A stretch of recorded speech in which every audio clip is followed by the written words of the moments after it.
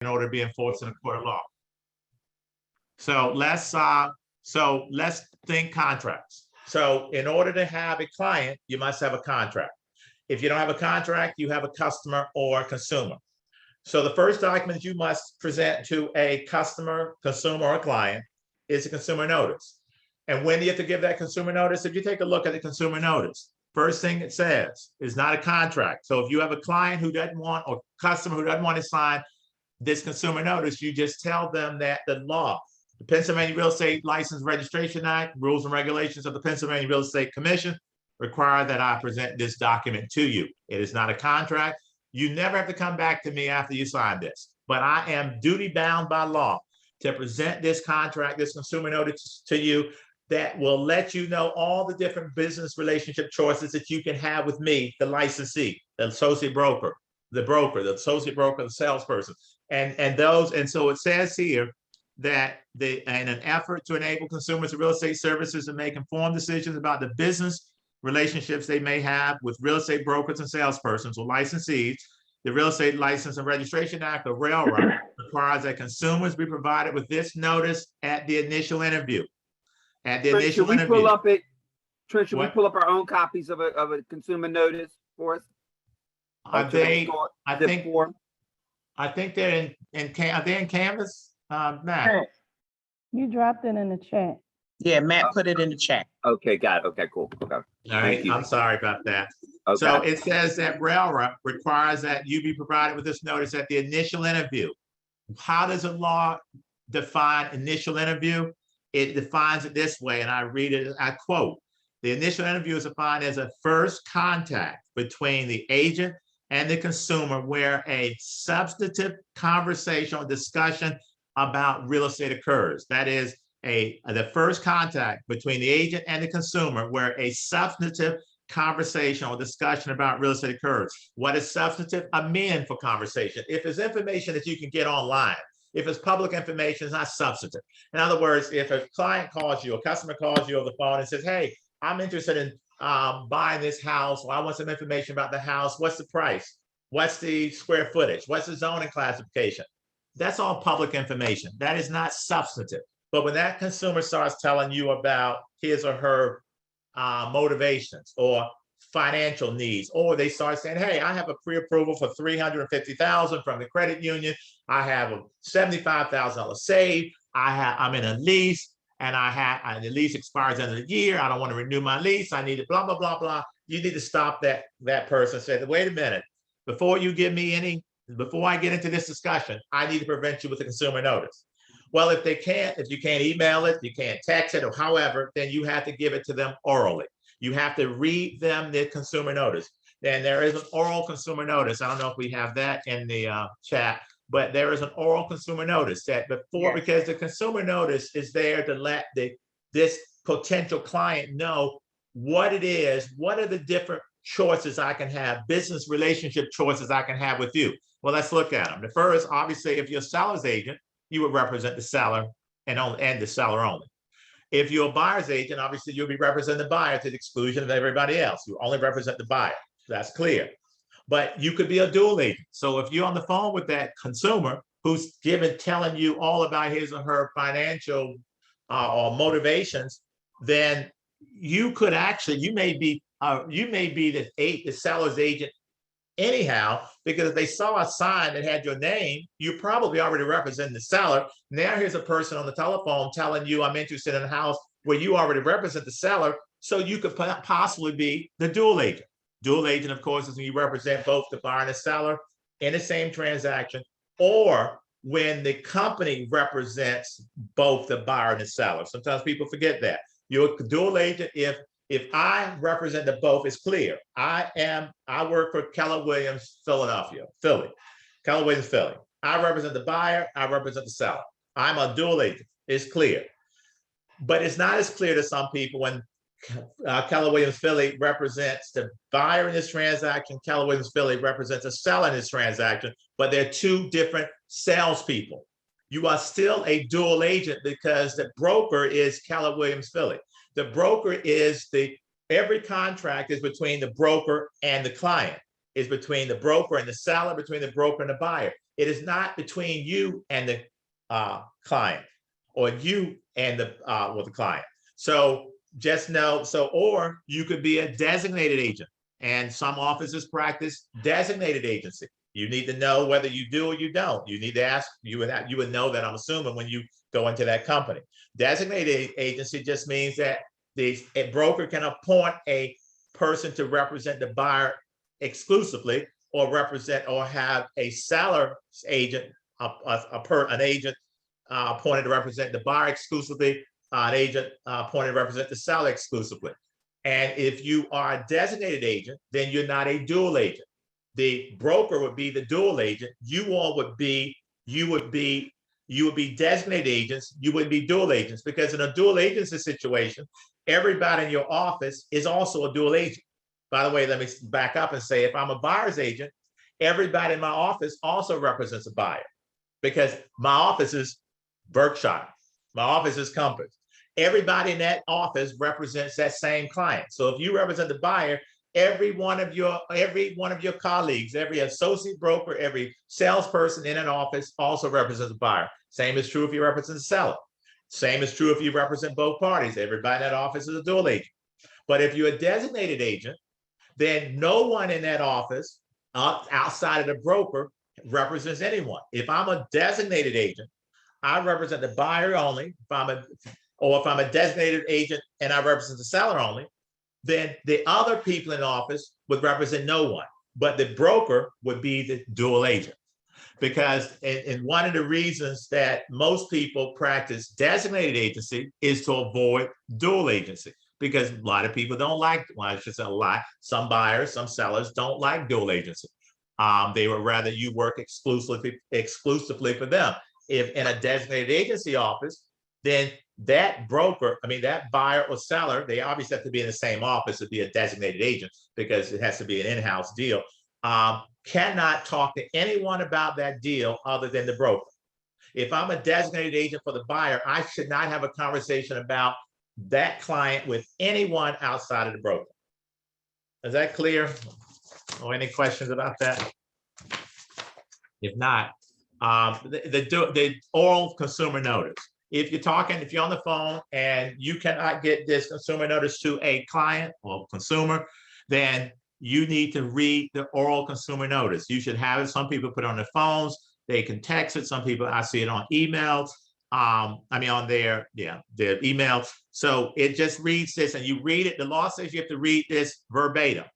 It says the real estate law requires, here's the oral consumer notice. It says the real estate law requires that I provide you with a written consumer notice that describes the various business relationship choices that you may have with a real estate licensee. Licensee is meaning anybody with a license, broker, associate broker, salesperson. Since we are discussing real estate without you having the benefit of the consumer notice, I have the duty to advise you that any information you give me at this time is not considered to be confidential, because that person on the phone is giving you information that may hurt, that you may use to hurt him or her. Because if I'm already representing the seller and you're telling me, I love this house so much, I'm willing to pay more than list price, I can use that information to hurt you. So I need to let you know that you are giving me information, and because you're not my client, that information is not confidential, which means I can share it with my seller. And so if you decide to go to another office and they write up an offer and they send it to me, and I said, wait a minute, that was that buyer who told me she loved this house so much she's willing to pay $50,000 above price. I say to my seller, this woman was willing to pay more than what she is. Let's counter it. Well, let's not accept this. I can use that information to hurt that person because we're not a client. Once you become a client, everything you tell me is now confidential. All right. So it says, I have the duty to advise you that any information you give me at this time is not considered to be confidential. And any information you give me will not be considered confidential unless and until you and I enter into a business relationship, a contract. At our first meeting, I will provide you with a written consumer notice. And when you meet them for the first time, you have to give them the written consumer notice. And at that first meeting, I will provide you the written consumer notice, which explains those business relationships and my corresponding duties to you.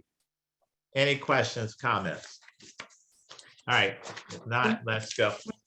So the oral one, So the oral one, you're just basically telling them that any information that they give you is not considered confidential, but you're not going through the whole sheet. Once you meet them, that's when You you go. have to read exactly what I just read. Okay, That is, the law says you must read it verbatim. You can't take parts out, you can't add, read that oral consumer notice just as it is. And keep in mind, new agents, that you have to keep that consumer notice. The law requires you keep it for 6 months. If this is not a client, you must keep that consumer notice in a file somewhere for 6 months. If it becomes a client, there's going to be a file in the office, and your broker has to, by law, keep it for at least 3 years. But you, if this is someone who you're just going to show a house to, you're required to get them to sign a consumer notice. If you never hear from them again, you keep that consumer notice for, it has to, by law, you must keep it for at least 6 months. Then you can discard it. All right. So Trent, so only when you have a contract does that then become a client. So you can meet with somebody, actually sign a consumer notice. They don't sign anything with you, then they're just a consumer. Yeah, Once they sign the contract, then they become the client, then everything becomes confidential. Yes, I would agree with everything you said. All right. And then one other thing, have you done a lot with transactional licensee relationships or? No, and I was about to say, I think I left one out. If you go back to consumer notice, the last one, thank you for that. Transaction licensee. The transaction licensee on the bottom of consumer notice is a non-agent. That's an agent who represents neither party. It is someone who calls you and says, hey, I want to sell this lot to my brother for $30,000. We're going to close next month. He's going to put $5,000. I want you to act as the transaction licensee. Basically, you are just the person who does the paperwork. You don't give advice. You don't give counsel, because if you are an agent, if you're the client, you give a client advice and counsel. You don't give advice and counsel to a consumer. And a transaction, if you're a transaction licensee, you're simply doing paperwork. You can't, for instance, say to this one party, you know what, I think you should be getting more for that lot. No, you can't do that. You're simply doing the paperwork. Do I like transaction licensees? No, but that's my own personal preference. I won't like it. I think I've had people ask me to do it. I said, listen, let me just be your agent. I'm gonna charge you the same amount anyhow. Okay. So let me just represent you. Now you have representation. I don't want to be a transaction licensee, because if I know that things are going on that I don't like, I can't speak on it. And I don't want to be put in that position where you then come back later and say, why didn't you tell me that this lot was only worth $20,000? I was paying $50,000. Well, I really can't sell. I'm just there to do the paperwork. I'm not putting myself in a position where someone can come back and sue me, even if I'm right, even if I don't want to be a part of a lawsuit. I don't want to be a part of an ethics complaint. I would rather just represent you as a buyer's agent, period. Okay, cool. But that's a business decision that you all make between you and your broker. I never tell anybody what to do. That's what I do. All right, let's go on to the agreement of sale. That's the main thing. Let's talk about the agreement of sale. Saying the agreement of sale. I'm sorry, Trent, do you mind if I ask you a quick question? I No, go on. apologize. Just the oral consumer notice, where would we find that at? Is it in the, maybe put a chat. You could just if you want it, just Google oral consumer, just Google oral consumer notice. Or you can go, you know what, do you still have your book? You can find it in your book also. You still have it marked in practice. I'll find it in, I'll tell you what page, but it's in there too. But you can find, just Google it. Just Google it. Trent, it's in the folder. It's in the folder. If you go through the link, it's in the folder. It's in the second group of forms. What was that last thing someone said? It's in the second group of forms here. Several rows of forms, but it's in there. All right, thank you. I don't think they understand it's in the chat. Like all of the documents were in the Google Drive in the chat. I'll put the link back in there. Yeah. If someone jumped in after I put that in there, you probably aren't seeing it. So just give me 1 second and I'll get that link in there for you. All right, so let's talk about the agreement of sale. Let's talk about the agreement of sale. First of all, let's look at the buyers, sellers. Buyers, sellers. When you fill out an agreement of sale, put the full names of the buyers and sellers. If they have middle initials, I would use them. If they're junior, senior, use them. put the full names, and you have to put all the buyers, all the sellers. You don't have a contract if you're missing some of the buyers or some of the sellers. You put everybody, put full names. And here's something I should never have to say, but experienced agents, seasoned agents will understand. How many times have I gotten contracts where my seller's name was misspelled? Anybody, just shake your head if you're an experienced agent and say something. Have you seen contracts where people misspell the seller's name? Don't misspell the seller. That is just sloppy and it is just unprofessional. And I'll tell you one, I can't tell you too many stories because we got to get. I remember one time I had a seller, the buyer, her name was not that complicated, but it was always misspelled. I get an offer, I never forget it. It was like the property was like 285. This person brings us an offer of 285. Her name's misspelled. I say to the agent, hey, the name is misspelled. Could you please correct it? He said, oh, Trent, it's okay. Just have a cross it out. I said, well, I don't like that. I'd rather you cross. No, it'd be okay. Of course, I present it to the seller. Seller says to me, never forget it, Trent, I said, your name is misspelled, so don't be upset because I know how mad you get when your name is misspelled. I asked the agent to correct it. He said, just cross it out. She said, well, why don't you go back to the agent and tell him I'm not accepting his offer. Full price offer, cash as is. No other offers on the table. And I go back to the agent and I said, he said, I said, the seller's not accepting the offer. He said, well, is there a counter? I said, well, the counter is don't bring another offer. He then says, well, my client will give you $315,000. Never forget this, $315,000.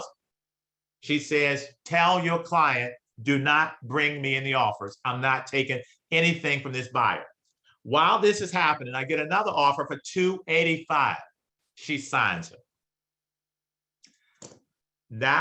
Don't misspell the seller's name. Don't do it. It's right there in MLS. Don't be so sloppy and so fast that many people are insulted. I'm personally insulted every time I see my name misspelled. And I see it misspelled all the time. And Pettus is Pettus, but I get Pettis all the time. I get PDDUS. I don't know where people get. I got one time. I can't even tell you what it was. It was but don't misspell people's names. Yes. Trent, what should we do if the seller's name is client of ABC Realty? All right, I'm glad you said that. Please, if you are a seller's agent, don't put client of Compass, client of Weicker. Could be you. That's my favorite one. I used to see could be you. Why don't you put the name of the seller so when we write up a contract, we know what name to use. I can't put in the seller, I can't put the seller as client of Remax. I cannot do that. Please you'll have to call the agent, ask the agent, what's the name? Who's the name? What's the name of the client? It just makes no sense. When you see that, if you're a seller's agent, please don't use client of, could be you, registered owner, title owners. Don't use any of that. Put a name because contracts have to have names. All right. Address of the buyer. I don't believe buyer people. I never put my buyer's address, my seller's address. Again, that's your decision. I don't think my buyers need to know where my sellers live. If they don't live in that house, I don't think sellers need to know where my buyers live. I've seen situations where a seller once years ago would not take the offer because of where the buyer was living. So at that point, I stopped putting the buyer's address and I white it off. I don't leave. You will never know where my buyers live.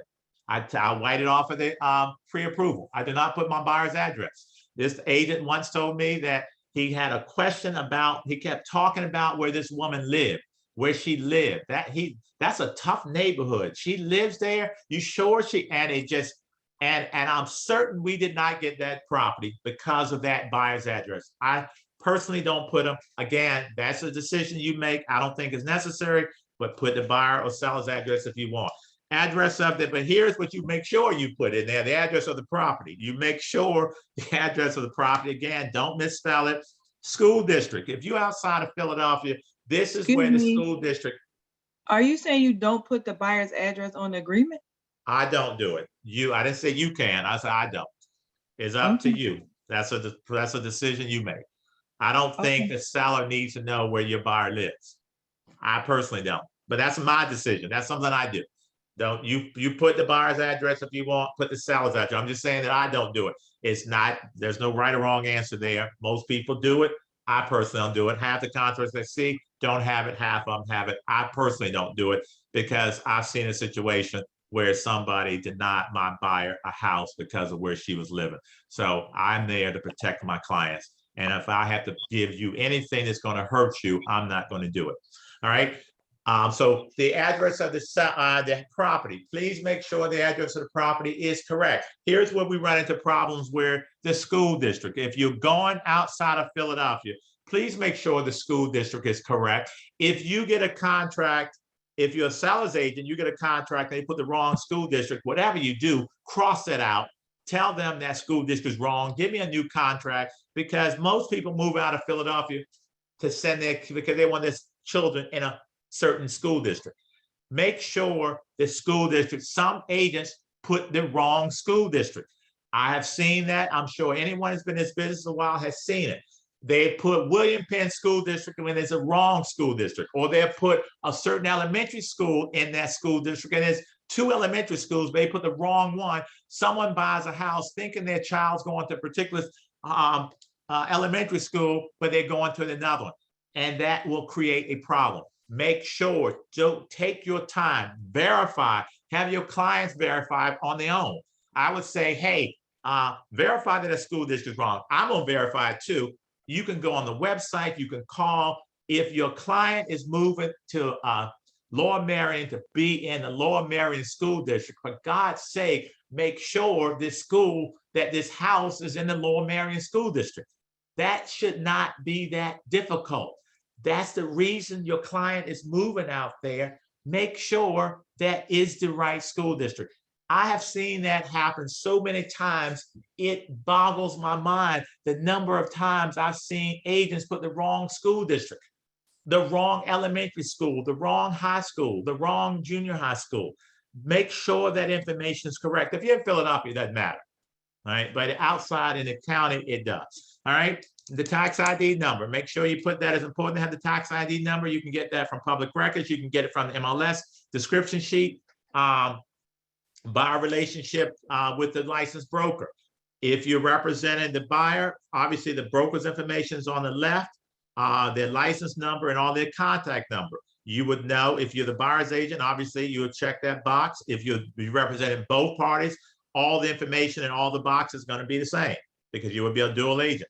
If you are, and then on the right-hand side, your information, the licensee, if there's more than one agent, put that agent's information too.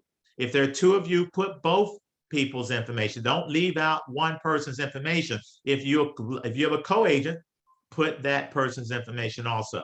License numbers, direct phones, cell phones, for all your contact information. And if you're the licensee, are you the buyer's agent? Are you the buyer's agent with designated agency, or you're a dual agent? You obviously will fill out, check the box that is appropriate. Any questions, comments? Yeah, Trent, the no business relationship, buyer is not represented by a broker. So that, so you would just check that and just. If you were a transaction licensee, you would check that. Okay, got it. Okay, got it. Because you don't represent anybody. Remember, transaction licensee is a non-agent. You represent no one. You're simply doing paperwork. So if you are a transaction licensee, you would check no business relationship. It says buyer is not represented by a broker, and under the seller's relationship, seller is not represented by a broker. You are a non-agent is what you are. All right. On the agreement, the date, maybe seems simple. Do put the date that you are going, that the buyer is going to sign this contract. In other words, let's say your buyer is going to meet you tomorrow. They're going to come into the office to sign it. You prepare the contract today. I don't even know what today is. What's the day? 22nd? 22nd. You prepare the document, the agreement sale to 22nd. They coming in the 23rd. Date it the 23rd. Here's what I just, dates matter, and it makes it easier if you just, simple things. If you know they're going to sign on the 23rd, let the contract be dated the same date that the buyer signs, which is the same date that you send it to the seller's agent. So I know that if this thing is dated the 23rd, That's the date that my client signed it, the buyer signed it, and that's also the date that I sent it over to the seller.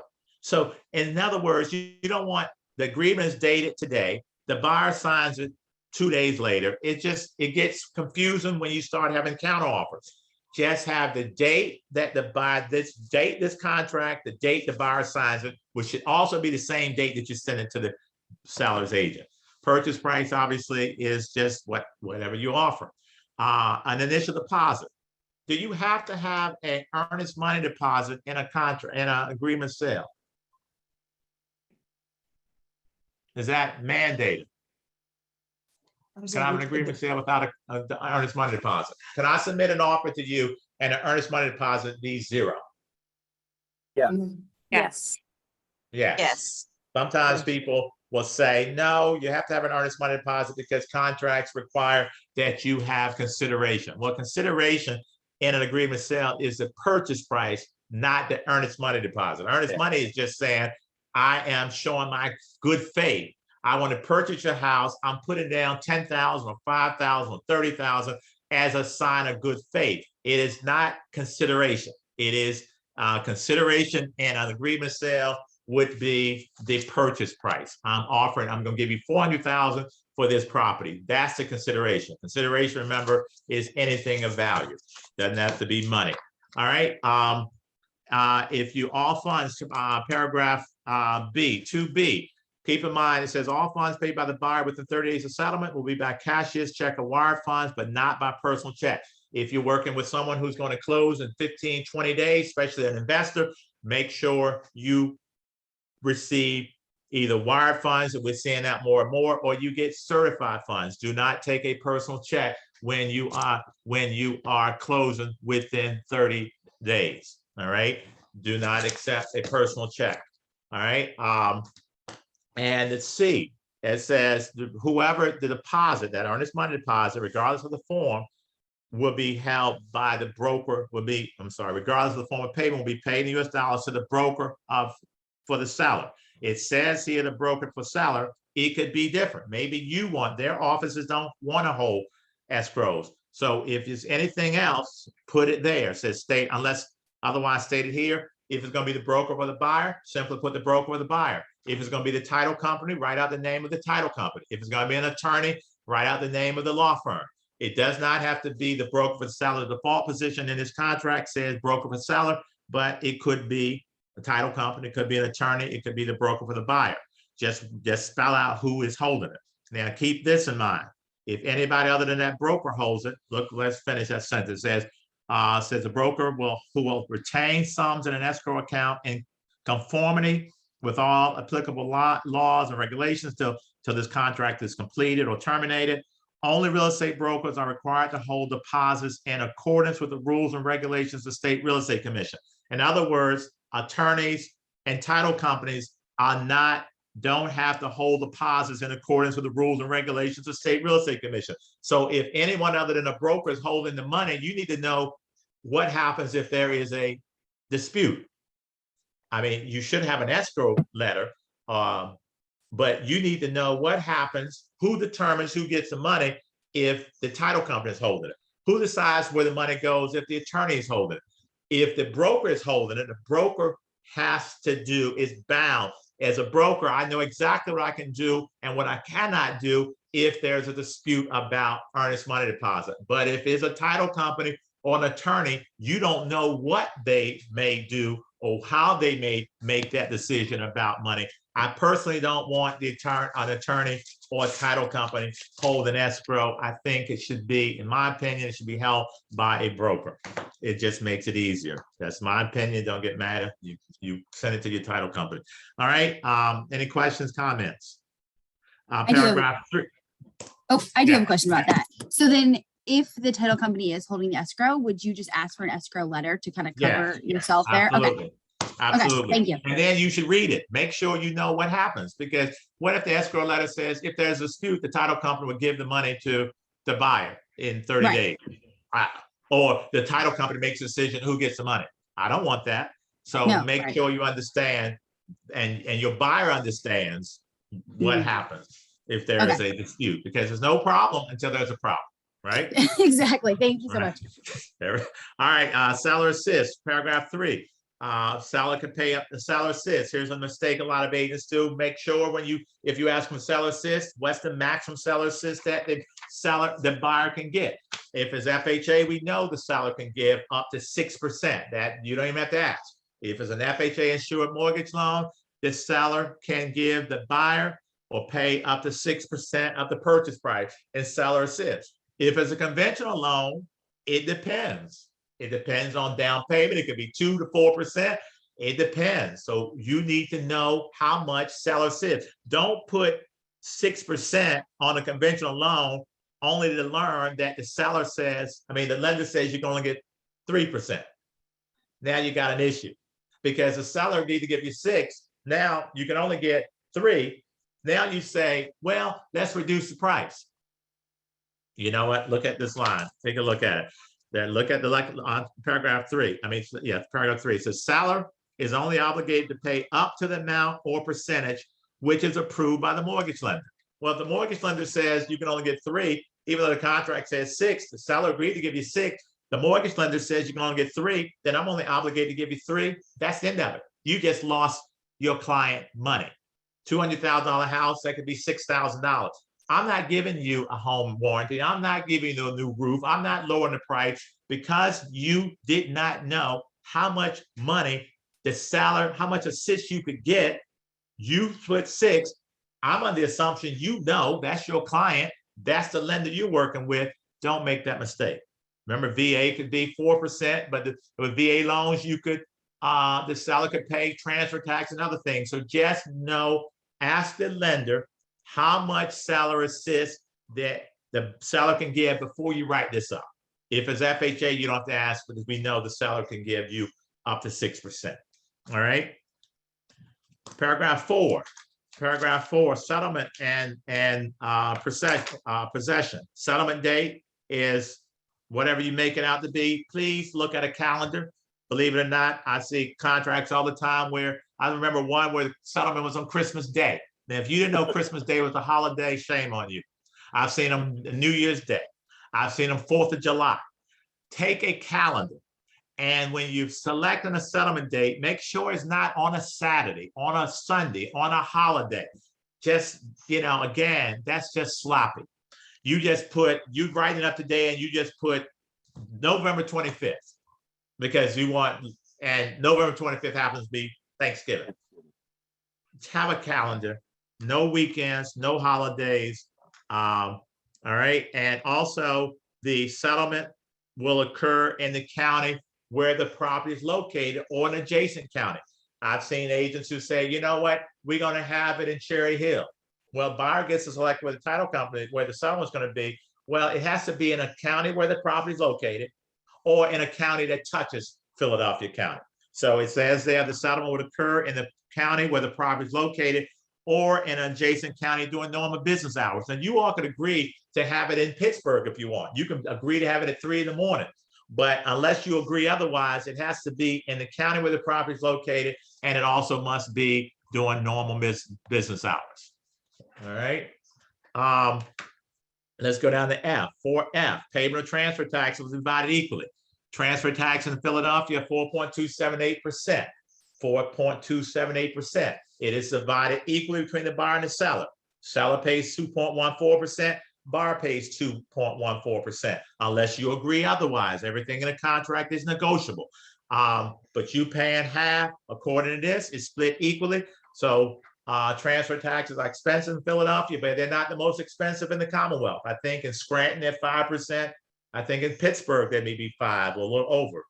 But they're not the most expensive in the state. They are more expensive than, I think, Scranton. Scranton and Pittsburgh, they're more expensive. G, look at G. Another thing that agents make a mistake. If you're buying a house, vacant property, don't say, I get contractors say, seller must remove all personal items. You don't need to put that in because it's already here. Look at G. Possession is to be delivered by deed, existing keys, and physical possession to a vacant property free of debris, with all structures broom clean at the date and time of settlement. You don't have to say to me, please remove the furniture. Please remove all the trash in the basement. You don't have to say that. The seller must deliver to the buyer a property free and clear of all junk. And it must be broom swept clean. And if you go to pre-seller walkthrough and find the sofa still in the basement, you get on the phone with the agent, you send a picture and say, hey, there's furniture in the basement. Let's now negotiate the cost to remove that furniture, because my buyer's not signing anything until your seller determines what he or she will pay to have this thing removed. You negotiate before you get to settlement. All right? Any questions? I'm sorry, Eight. just I apologize. Can we just backslide back to, I was writing, transfer taxes. What did you say about transfer taxes, or basically just what was on the contract? Because I'm going along with the contract with you as you're You doing. have transfer taxes are split equally between the buyer and the seller. Transfer Okay, so that's taxes and basically principal. it. Yes, they're split. In Philadelphia, it's 4.278%. Buyer pays 2.14%. Seller pays 2.14% unless you all agree otherwise. When you're dealing with REOs, bank-owned properties, bank requires buyer to pay them all. Just keep that in mind. If you're buying a bank-owned property, 99% of the time, you're going to pay all transfer taxes, because most REOs will not pay transfer taxes. All right. 4H. If you are buying a property with a lease where there are tenants, if the seller has identified in writing that the property is subject to a lease, possession is to be delivered by deed, existing keys, and assignment of existing leases for the property together with security deposits and interest. Seller, here's what you need to make sure you tell sellers. Sometimes sellers don't seem to know this. Sellers will not enter into any new leases, nor extend existing leases for the property without the written consent of the buyer. The buyer will acknowledge existing leases by initialing the leases at the execution of the agreement. And you see a tenant occupied addendum. If you don't get those leases up front, and then you have to, you need to get the tenant occupied addendum, which says that the seller has to turn over the leases to you within 5 days if it's left blank, or you can change that.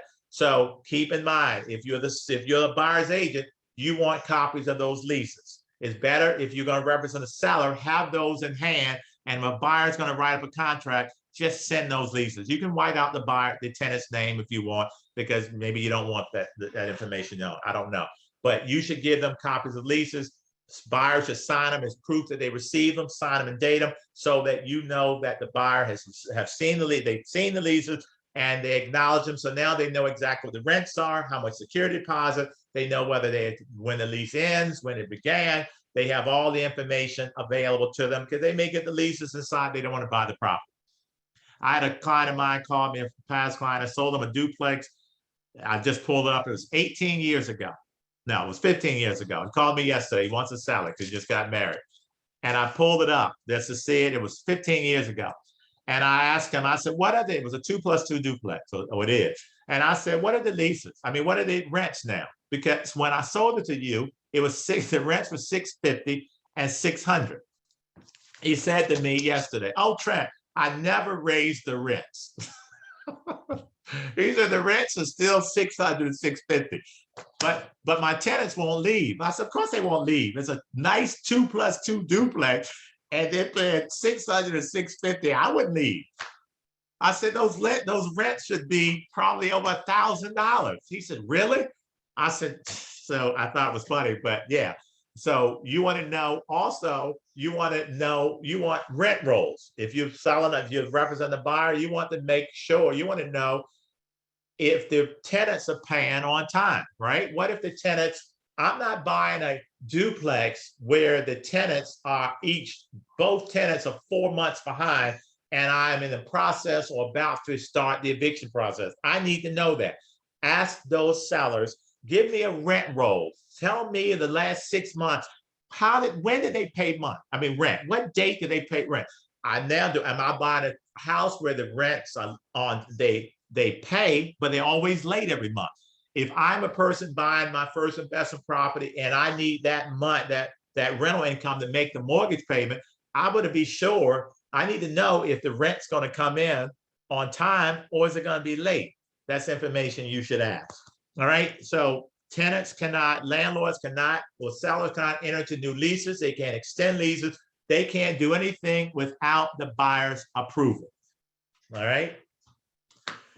Paragraph 5. Date and times of the essence. Times of the essence means what? It just means that everything in this contract, these dates are basically etched in stone. These dates, you must adhere to the dates in this this is a legally binding contract. The dates in this contract must be adhered to, otherwise you may waive that provision or that condition, or you could be in breach of this contract. So you want to make sure you can't decide then, since the settlement date is October 25th, you decide, you know what, next week, October 5th, 25th isn't good. I'm gonna change it to October 27th. Well, it's fine if the seller agrees, but the seller doesn't agree, then you better be at that settlement on October 25th, or you have breached the contract. You need to be sure you explain to your clients, your buyer clients, that these dates are etched in stone. So unless the seller is willing to change them. So we need to make sure when we choose dates, these dates work for you. Don't just choose dates randomly. Check a calendar. If you know that you work somewhere and the busiest day of the week is the 30th of the month, and you know you can't get off that day, don't pick the 30th. Pick the 29th, pick the 27th. So make sure you put time and thought should go into what goes into this contract, because you don't want to just get a contract over fast and now your buyer is in a pretzel trying to figure out how to get off on the 30th. All right. Any questions? The other thing that's important is paragraph 5, paragraph C, 5C, the execution date. Remember, execution date. The execution date would be the date that the last party signed this contract. It's usually the seller.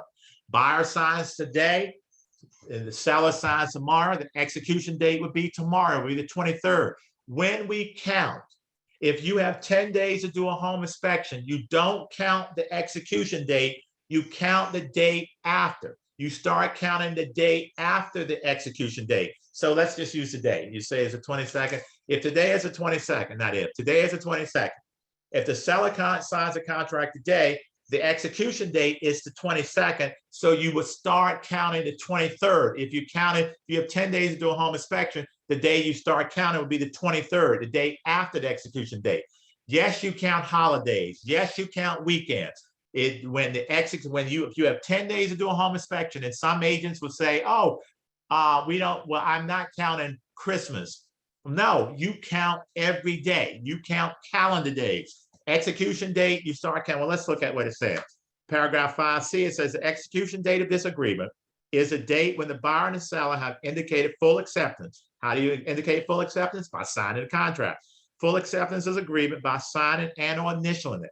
The number of days will be counted from the execution date, excluding the day this agreement was executed and including the last day of the time period. So do not count if the execution day is today, you start counting as of tomorrow.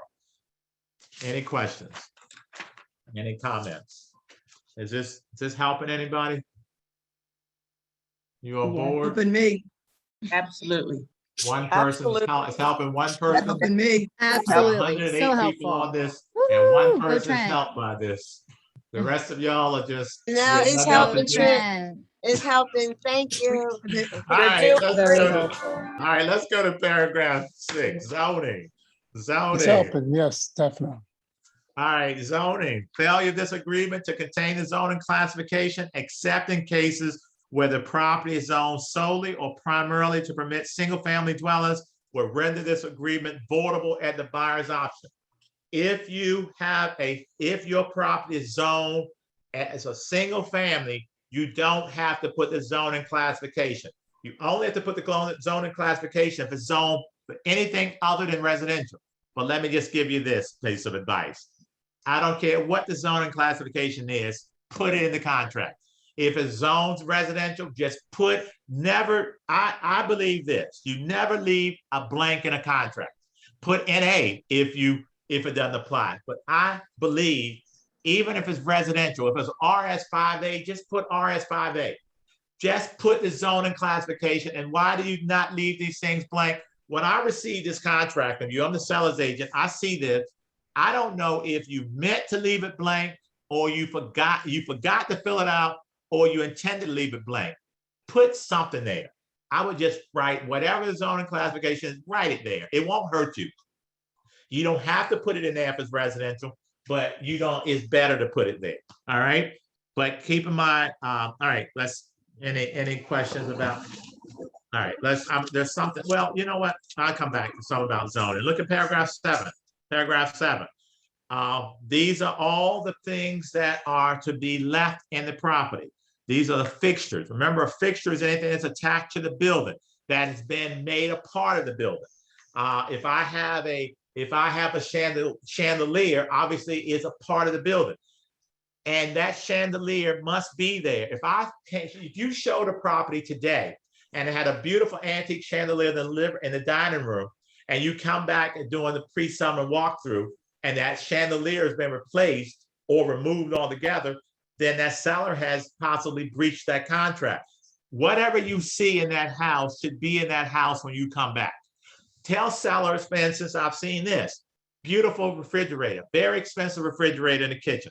Buyers love the house. We put in an offer, do this walkthrough, the pre-summer walkthrough the kitchen. That beautiful, expensive refrigerator is now gone. They went down to scratch and dent and got the cheapest, ugliest refrigerator they could find and stuck it in the corner and said, there's a refrigerator there, Trent. And I said, no. That was not the refrigerator that was there when we saw it. You need to either put that refrigerator back or you need to give the buyer credit to buy that refrigerator. So make sure sellers understand that what is in that house, all the fixtures, everything that's attached to that house, and I say refrigerator, if you were saying you were leaving the refrigerator, then it should be the same refrigerator. Don't replace anything with cheaper items. Don't take that antique chandelier down and put a chandelier that you just got from the dollar store up. Leave things as they are. All right. And take a look at paragraph 7. It says that, look at B. I just want to make a note of a few things that people seem to get a little confused. It says that these are things that should be in there. Radiator covers. Make sure your seller doesn't take radiator covers. Lighting fixtures, including chandeliers, ceiling fans. They should be the same ones that your buyer saw before he or she submitted that offer. Another one, garage door openers and transmitters. They should be there. If they were there, they do not take those things. This is one thing I see a lot. Mounting brackets and hardware for television and sound systems. You cannot take the hardware off that wall. That hardware is real estate. The TV is personal property. So if you have any issues, resolve issues before they become issues, before they become problems. Is the seller taking the mounts? Yes, the seller's taking the mounts. Well, then let's have an addendum that says the seller's going to remove all the TV and the mounts, and the seller will patch up the walls and paint that wall. You don't want issues at settlement. I believe settlement is supposed to be a celebration. You want to resolve issues before they become issues. As I said before, it's not a problem until it is a problem. All right. The other thing I would say, existing window screens, shades and blinds, awnings, all this stuff should be there, and you can't take it. The range, obviously, you have to leave the other. If you're going to exclude anything, you put it in D. Any fixtures that are going to be excluded. I'm taking the chandelier, okay, but what are you going to replace it with? Don't just say, and I used to see contractors say, we're going to replace it with a comparable chandelier. Well, that's a 100-year-old antique chandelier hanging in the dining room. When I come back for the walkthrough, I should see another 100-year-old antique chandelier that you replace it with. Don't replace it with something you went down to Lowe's and got because you bought a screwdriver set and it gave you a free chandelier. You are now going to have an issue. Do an addendum, say exactly what you're going to replace that chandelier with. This model, this size, this color, and I'm purchasing from this place. That way, there are no issues. When the buyer comes back and they look at the chandelier, they know exactly what should be hanging there. Don't leave it up for chance. Never, always, listen, don't do everything on the front end so you don't have to deal with things on the back end. All right. Mortgage contingency. Any questions or comments about any of that? Otherwise, paragraph 8, mortgage contingency. If you are going to buy a property cash, you could waive it, or you can waive it because you have a seller's market. We've been in a seller's market. Things are beginning to cool a little bit, but months ago, you probably saw a mortgage a mortgage contingency elected. You probably didn't get the house. A lot of buyers, they had good credit, they had pre-approvals, they had money in the bank. They said, let's waive this mortgage contingency to make my offer stronger. Yes, you can do that. If you waive the mortgage contingency, can you still get financing? Absolutely. Does the seller have to cooperate with you if you choose to get financing, even though you waived it? The answer is yes. The seller can't say, for instance, wait, you waived the mortgage contingency. I'm not going to allow the appraiser to come into the house. The seller cannot do that. Take a look at this. It says waive. It says this sale is not contingent on mortgage financing. Although buyer may obtain mortgage financing, and all the parties may include an appraisal contingency. If you elect it, then you need to, if you elect it, then you fill in that box. That's our first mortgage. What's the loan amount? What are the terms? How many years? Is it 15, 20, 30-year mortgage? If it's conventional, what is the loan to value ratio? Is it 80%? If you put down 20%, the LTV would be 80%. If you put down 10%, the LTV would be 90%. The interest rate, those two boxes saying I'm willing to take an interest rate, let's say between 2 and 3%, or 2 and 2.5%. Anything higher than 2.5, I don't have to get this loan. This is a way you can, this is a contingency. Contingencies are conditions, which means if I don't meet these conditions or these conditions aren't met, I can void this contract. So make sure, again, if you don't put anything that's unrealistic. I mean, I wouldn't, if I'm the seller's agent, I wouldn't have something that says between 2 and 10%. Okay. And also the points, that last paragraph, you're saying if my lender's charging me more than blank number of points, 2 points, 3 points, I don't have to buy this. I don't have to get this loan. All right. Here's one thing that and again, I'm sure experienced agents would agree with this. You could, if you put you see the mortgage lender in that box. If you say Wells Fargo, I'm getting a loan from Wells Fargo, and later on you get something from the Bank of America, and you're like, wait a minute, the agreement sale says you would getting a loan from Wells Fargo. This is Bank of America. If you choose change lenders, you must get approval from the seller's agent. You can't just decide I'm going to go to another lender. Most sellers agents don't have a problem with it. No, but I want to know why you're changing lenders. You have a pre-approval. Is there a problem with the buyer's finances where now the buyer is shopping for other loans because their first lender is not going to approve, not going to give the loan? I want to know. And yes, you need to get permission. You need to sign an addendum saying, or the change in terms form that says that we have changed the lenders from Wells Fargo to Bank of America. And the seller has agreed, because let's say now you're supposed to have Wells Fargo, you now Bank of America denies you, you may not be entitled to your earnest money deposit because you were supposed to use Wells Fargo and you did it. All right. Don't just decide you can change anything in the contract without getting the permission from all parties involved. All right. Any questions, comments?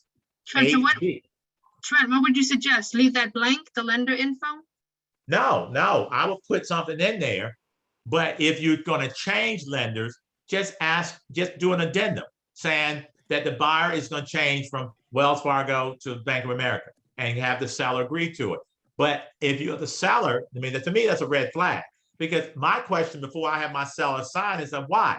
Is there, oh, well, we figured out they have a better program, or we have to put down less money, but everything's fine, because I'm going to always call the lender anyhow.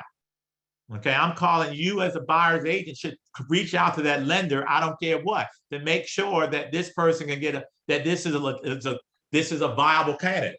I don't want to hear well, they don't have that much money and their credit score, they just barely made it. I don't want to hear that. I'm going to tell my seller, okay, they barely just made it by to get this loan. So if anything happens during the next 60 to 90 days, 30 to 60 days with this buyer, then they may not end up qualifying. I don't want that buyer. So yeah, don't leave it blank, just amend it. Now, if you're going to change lenders, nobody's gonna have a problem with it as long as you're doing it because you don't have a problem with the first lender. All right, mortgage commitment on B, 8B.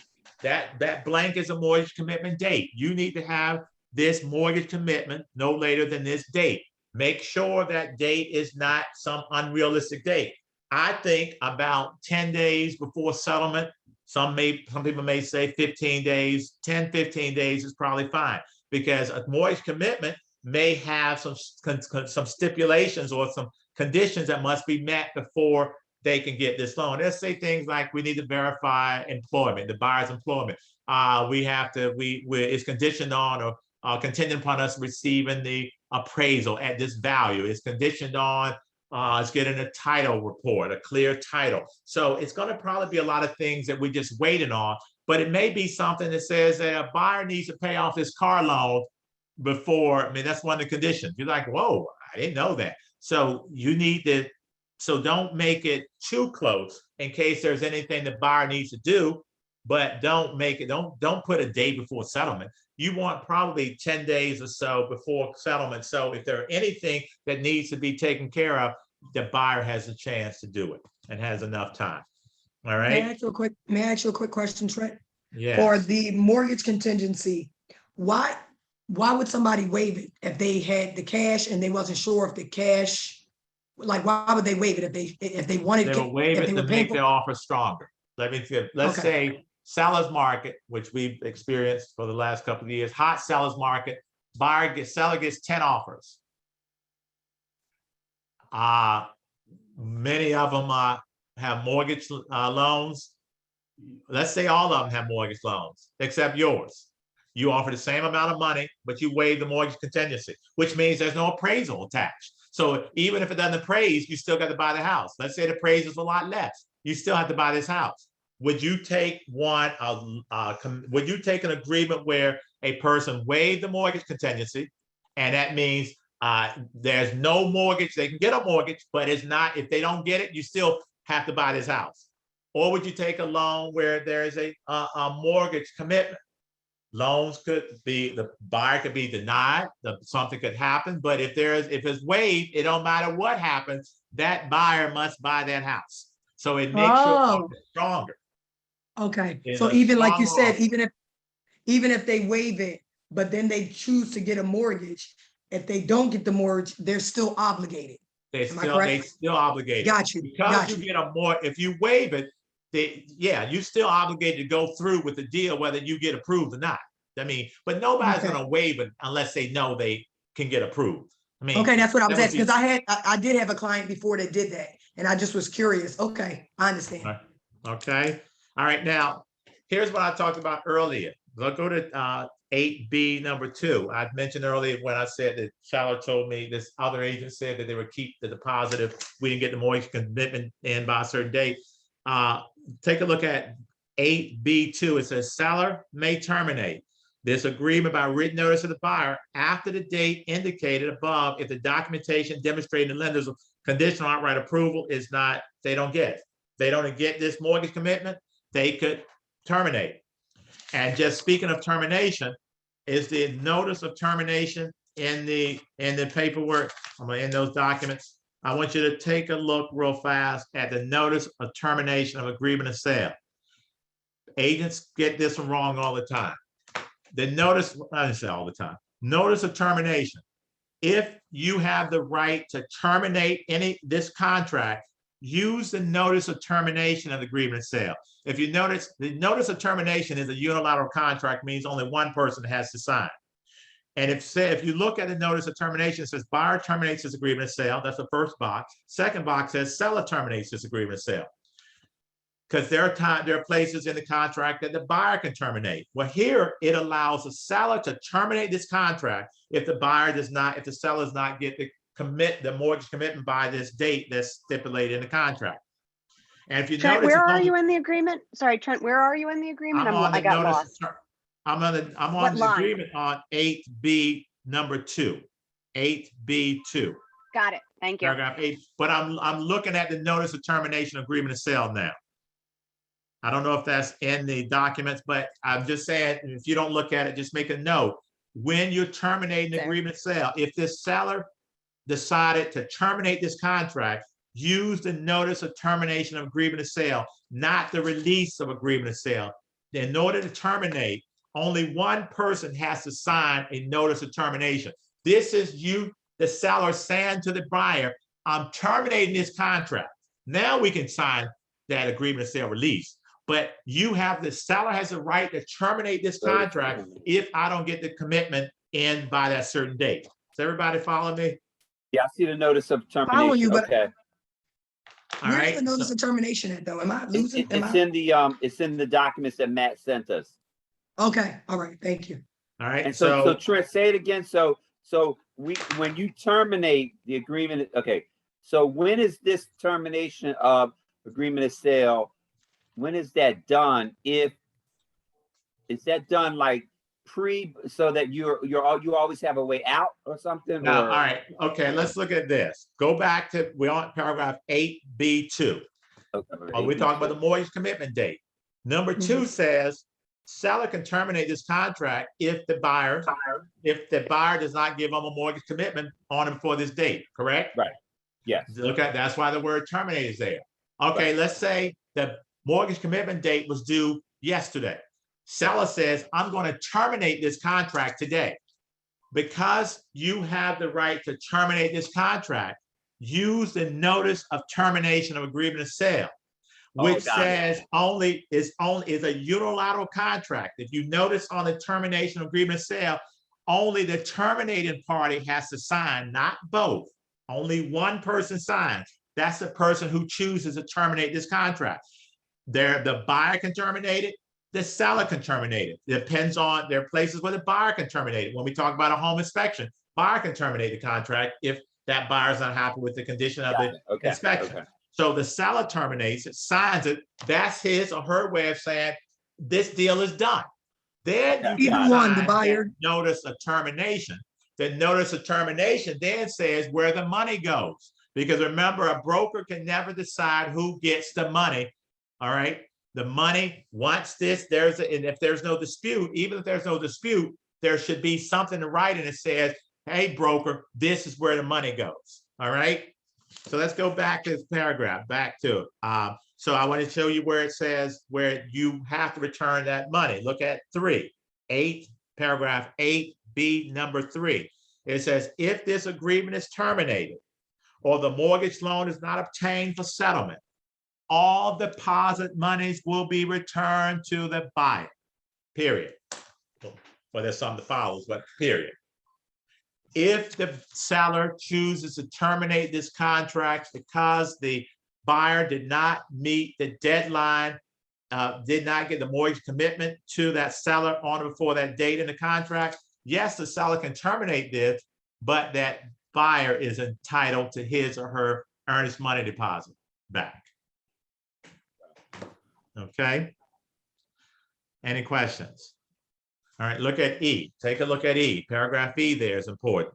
Within 7 days, if it's left blank, from the execution date is a date that the last party signs the contract, normally the seller. Buyer will make a completed mortgage application. Make sure if 7 days is not enough time, put 10, put whatever you need. But just buyer needs to make a completed mortgage application. They need to complete a mortgage application within 7 days if you leave it blank. All right. Make sure that you tell that buyer you have to do this mortgage application within 7 days of this contract. Otherwise, you may be in breach of the contract. Again, time is of the essence. You must adhere to the dates in this contract or risk being in default. All right. Look at and remind your buyer of F. That buyer will be in the default of this agreement. The buyer furnishes false information to anyone concerning the buyer's financial and/or employment status if they fail to cooperate in good faith with process and loan application. So if the lender is saying to you, hey, buyer, I need X, and we've all been there. I need X from the buyer, Trent. I'm not getting it. I need Y from the buyer. If the buyer's not cooperative, I simply remind them that if you don't cooperate with the lender, the seller may hold you in default if that lender denies your loan because you aren't cooperative. You could lose your earnest money deposit. So you need to cooperate. So remind the buyers, if they're not cooperating, remind them of this, that your earnest money deposit is at stake if you don't cooperate. All right, look at G, paragraph G. Now here's something that I bet you a lot of people don't think of. I want you to, let me look at this. If the mortgage lender or a property and casualty insurer, that's a homeowner's insurance company, requires repairs of the property, the seller will either make repairs, it says, or if the seller doesn't, buyer can accept the property as is, or buyer can terminate. Okay, there's one that says terminate. Look at G1B. Buyer can terminate its agreement by written notice to seller with all deposits returned to the buyer if the seller decides, I'm not going to make the repairs that the mortgage company requires, or I'm not going to make the repairs that the homeowner's insurance requires. Homeowner's insurance says, hey, you need a new roof. This roof is too old. In order for this person to get homeowner's insurance, seller, you need to put a roof. Seller can say, nope, not doing it.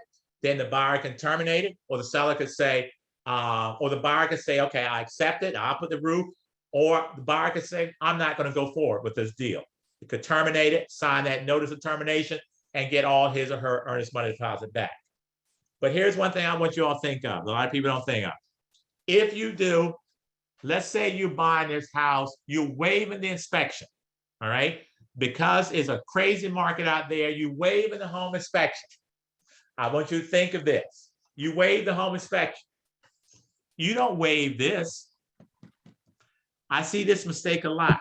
You waive the home inspection, but you didn't waive the mortgage contingency. And the homeowner and the mortgage says, we need these repairs done before we can give a loan. Seller comes back and says, what are you talking about? You waive the the homeowner's inspection. You're not doing a home inspection. You say, well, yeah, I'm not.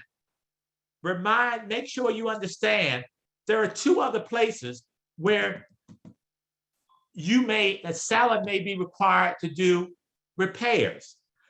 Even though you waive the inspection contingency, here is one of them. Well, actually, it's two. The lender could require repairs. The homeowner's insurance company could require repairs. You need to make sure if you're waiving the inspection, are you waiving this too? You need to be clear.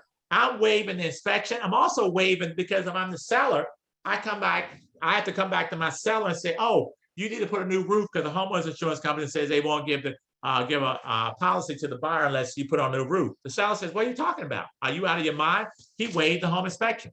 Yeah, but he didn't waive this. This is something totally different. All right. This is something the lender says must be done, or this is something homeowners insurance says it must be done. I just want you to keep that in mind, that simply waiving the home inspection does not mean you waive this. If you're trying to waive this also, be clear. I'll show you another one. Go to 15, paragraph 15G, I think. 15G or 15B, let me see. 15B. That's the, look at 15B. That's the city cert. If it says that the seller, look at B, it says within 30 days, the seller will order the city cert. Seller will order at the seller's expense a certification from the appropriate municipal departments. Disclosure notice of any uncorrected violations of zoning, housing, buildings, safety or fire ordinances, and or a certificate permitting occupancy of the property. Number one, it says within 5 days of receiving the notice, the seller will deliver a copy of the notice to the buyer and notify the buyer in writing if the seller will A, make repairs. Oh, if the seller makes repairs, fine. But B, it says not make the repairs. This city says, or township says, I need to do these repairs. I'm the seller, so I'm not making them. So I'm letting you know I'm not making repairs. B, and if I'm not making repairs, so what happens? The buyer can either accept the property or can terminate them. Now terminate, the buyer can now terminate it. So there are two places in here, 8G and 15B, that are also inspections that the seller may have to do in order for this deal to go forward. So if you're trying to waive the same, if you're buying something cash and you waiving the home inspection, you're buying it as is. Are you buying it as is with the city cert? If I'm in the township and the township requires all these repairs, am I saying I'm buying it, I'm accepting that? My point to you is to be clear. Does everybody get that? Because that's something most of you, I bet you never thought of. Am I right there? I never thought of it. Okay, so 8G is just for the home inspect, no, I'm sorry, the home insurance and that type of stuff. Home insurance and the 15B is mortgage for lender. mortgage And lender. 15B would be for the city City cert. certification. Right. All right. Anybody who's been around for a while, did you ever think of this? Somebody who's been around for a while? Nope, I haven't. And I've done several deals. I've done cash deals and everything. And I never delved into it like this. I usually, this is really eye-opening for me. Anybody else? Thank you. Anybody else who's been around and never thought of this way? No, thank you so much, Trent. All right, because so going forward, just because a lot of people don't, and I've seen the contracts where they thought they were waiving everything, they thought they were buying it as is, and then they come back, seller comes back, and the buyer comes back and says, "Oh, the township requires that you rewire the house." Well, I'm not rewiring the house. Well, I can't get the loan. Well, you waived everything. You understand how you end up in arbitration? Yeah, take care of things on the front end, so you don't have to take care of things on the back end. Look at I'm yes. sorry, I just have a question. So as a seller's agent, I will make sure I will spell that out in the agreement of sale that, You definitely should spell that out. You should, well, when you get the agreement sale, you need to let the seller know that they're waiving the home inspection, but they get a loan. So the lender may require repairs, or the city or the township may require repairs. Are you waiving?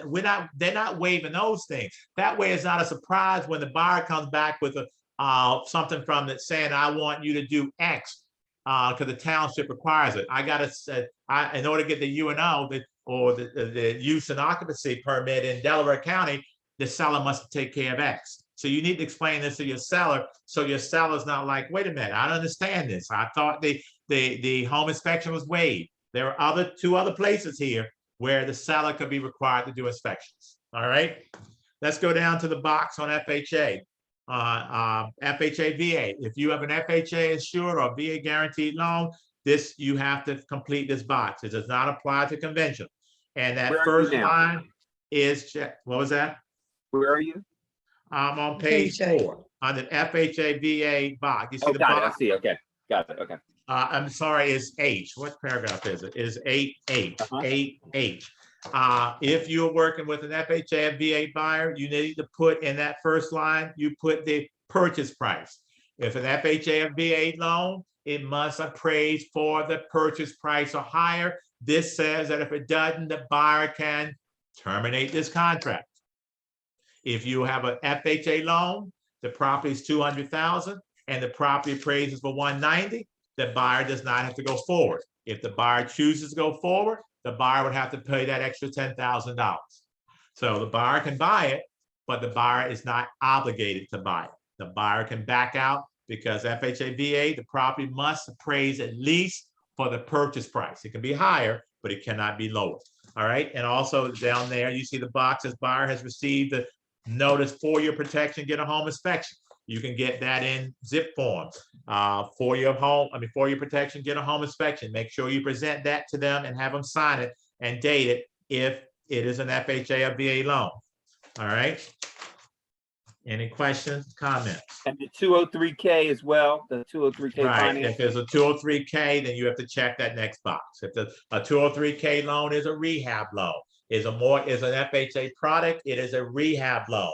It enables a buyer, instead of having to take out a home equity loan, they get enough money to buy the house and make repairs. And with the FHA, you put the down payment is 3.5%. So the LTV is 96.5%. So if I'm buying a house for 100, repairs cost 100, that the house needs appraised for the 200, the buyer will then have to put down 3.5%, and that would be 7,000, and then they will get the loan for 193,000. It'd probably be more if you add in the mortgage insurance. All right. So, Paragraph 9. Trent, it would be the appraisal before they fix it, right? For the FHA No, 2 or no, 3K? it's after. It's the appraised value after, where they'll have a 2 or 3 consultant go in. You'll say, these are the items I want fixed. I want a new kitchen, I need a new roof, a new heater. The appraiser will say, after all these things are done that you want, this house will appraise at 200. And then they will give you a loan based on what that house will appraise for after the repairs are done. But you're doing it before. You have a person who's going to determine the value as those repairs were done. Do you understand? Yes, got it. Thank you. All right. So yeah, again, if you were buying a house for 100 and FHA consultant, I mean, a 203 consultant said, if you want all these things done, it's going to be 100. The new kitchen, new roof, blah, blah, blah. So it's 200,000. So it has to appraise for 200. So if they'll say, okay, it won't appraise for 200, then you have to get rid of some of those items. But it says, okay, it'll appraise for 200. So because it's an FHA loan, your down payment is 3.5%. So we're going to give you $193,000 to purchase and make the repairs, and your down payment will be 3.5% or $7,000 in this case. All right. Yeah, one more thing before you leave that. Yes. You said FHA consultant. I don't think a lot of people understand what that means. You got to find a contractor, right? Yes, but I don't want to go too deep into that. But yes, they will. If you get an FHA loan, they're going to explain to you everything you need. Yeah, you got to get an FHA contract. It can be, I've done quite a few of them, but if you have a 203K, make sure you need to get educated on that process. Absolutely. All right, let's go to paragraph 9, change in buyer's financial status. If your buyer loses his or her job or anything changes, you are obligated to let the seller know. If a change in the buyer's financial status affects the buyer's ability to purchase, buyer will promptly notify the seller and the lender to whom the buyer submitted a mortgage application in writing. A change in financial status includes, but is not limited to, a change of employment, failure or loss of the sale of a buyer's home. Buyers have incurred a new financial obligation, like bought a new car. All right, tell your buyers this. If you're new agents, tell your buyers this. Do not make any major purchases once you get into this process. I tell my buyers, don't even give your social security number to anybody. If they want your social security number, call me. Because you will find sometimes that buyers will go out to Rayborn Flanagan and buy $50,000 worth of new furniture. Now their ratios are off, and now they can't afford this house. They go buy a new car because they're excited or they need it. You just take the bus until closing. After closing, go get your car.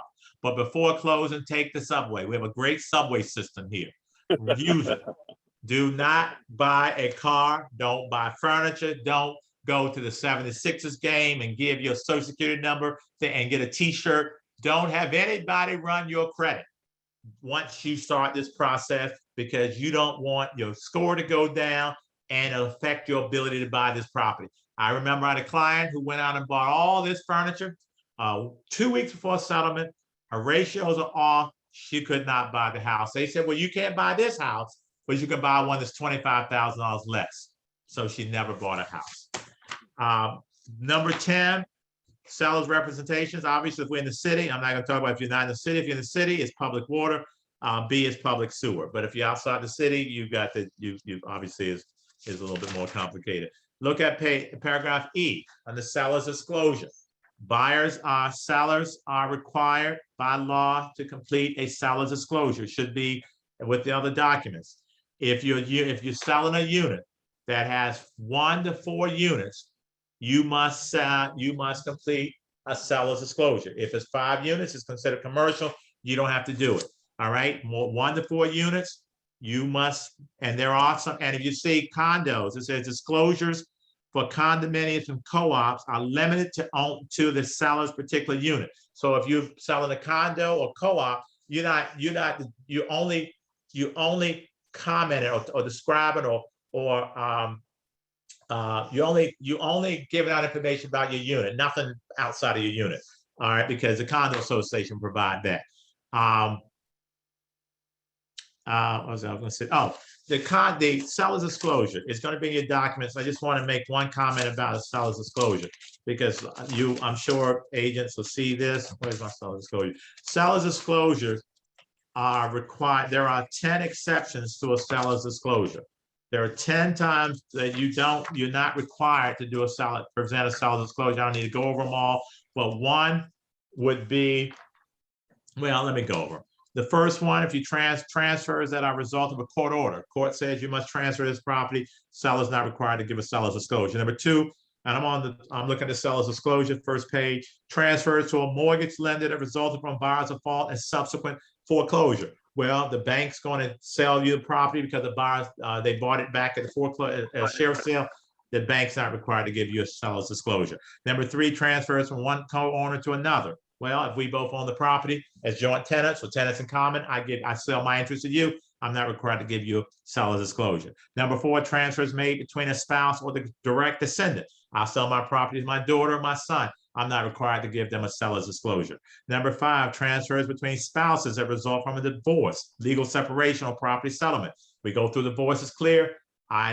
Husband or wife gets the property. That spouse is not required to give the other spouse or ex-spouse a seller's disclosure. Number six, transfers by a corporation, partnership, or other association to one of the shareholders. Pretty simple, explanatory. Number seven, transfers of a property to be demolished or converted to a non-residential use. We're going to rip down this house. No longer going to be a house. It's going to be unimproved or vacant land. I'm not required to give you a seller's disclosure.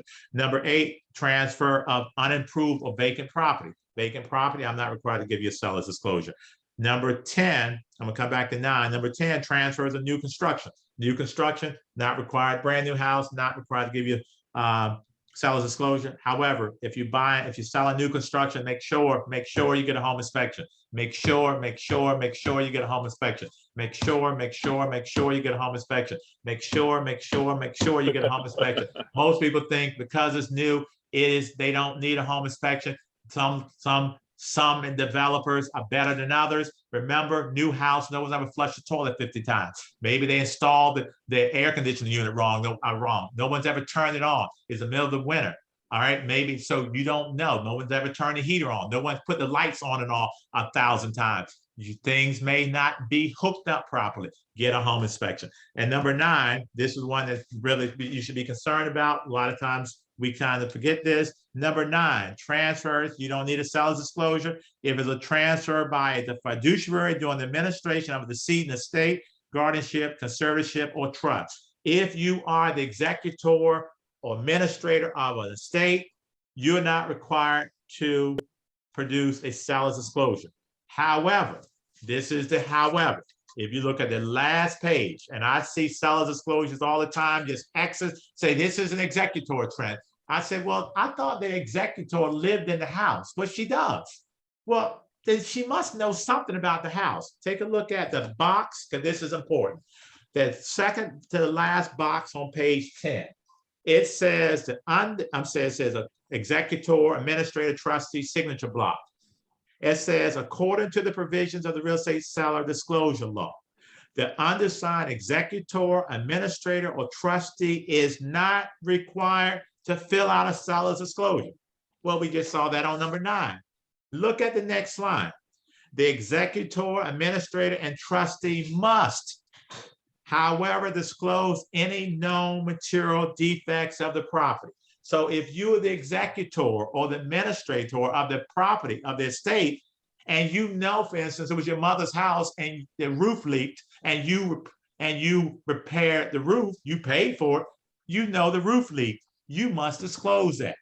Anything you know, simply because you are the executor or the administrator of the estate, does not mean you don't disclose stuff that you know. You are still required to disclose any items that you know, any material defects. Is that clear? Yeah, I wasn't following you where you were on that one, but. Can you see the seller's disclosure? Do you have it? I have it up, but ours is. All right, now we'll go to the last page of the seller's disclosure, because you didn't, page 10, because if you didn't see it, somebody else may not either. You see ours is 11 pages. Okay, look at the mine says 10. Okay, look at the one that says executor administrator is a box. Executor administrator trustee signature box block. Do you see that? It's page 1. What page is it? Oh, ours on Mine's page 1. 10. Page What one. page? What page is it? Page 1 from the No, legal is it? doc. No, it's not. It's page 1. Yeah, Can It's somebody- on page 1. Okay, Yeah. okay, mine's page 10. Okay, yours probably more updated. You know what? Okay. It is. I'm looking at the one. Yeah, I'm looking at the one before they made the changes. I'm sorry. Got it. Look Yep, at, so executive on page administrator, 1. got it. Okay. Page 1. Okay, that's on page 1. All right, let's go back to the agreement of sale. The where are we? 10. I'm sorry, yeah, All right, 10. number 11. Let's go to paragraph 11. Waiver of contingencies. It says if this agreement of sale is contingent on the buyer's right to inspect and or repair the property or to verify insurability, et cetera, buyer's failure to exercise any of these options within a time set forth in agreement is a waiver.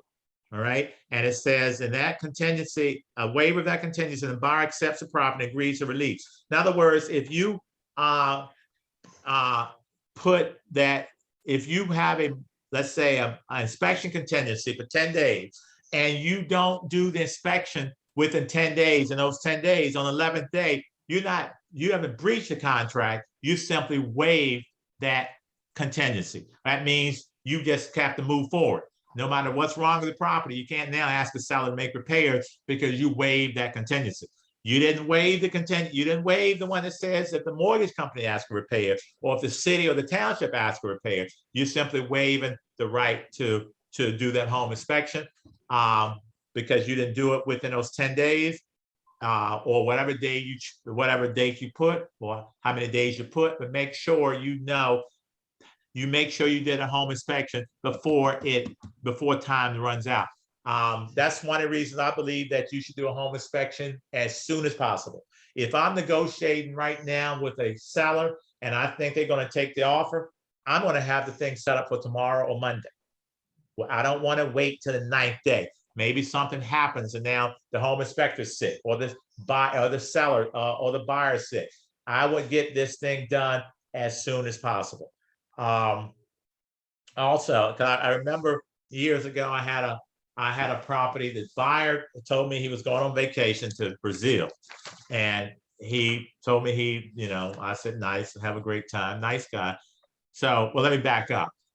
I usually want sellers not to do repairs until the buyer asks, okay? Because maybe the buyer is a licensed insured roofer. He don't need you to do a roofer. He can do it himself, cheaper. So I usually say, wait till a buyer asks us for a new roof and we'll do it. But we knew the roof was bad and we knew the heating system was bad. And she had 2 quotes, it was about $30,000 for those 2, and she wanted to do them. I said, let's wait till the buyer asks and then we'll be happy to do them, or we'll give him the money. So we wait. So now is it 8th day?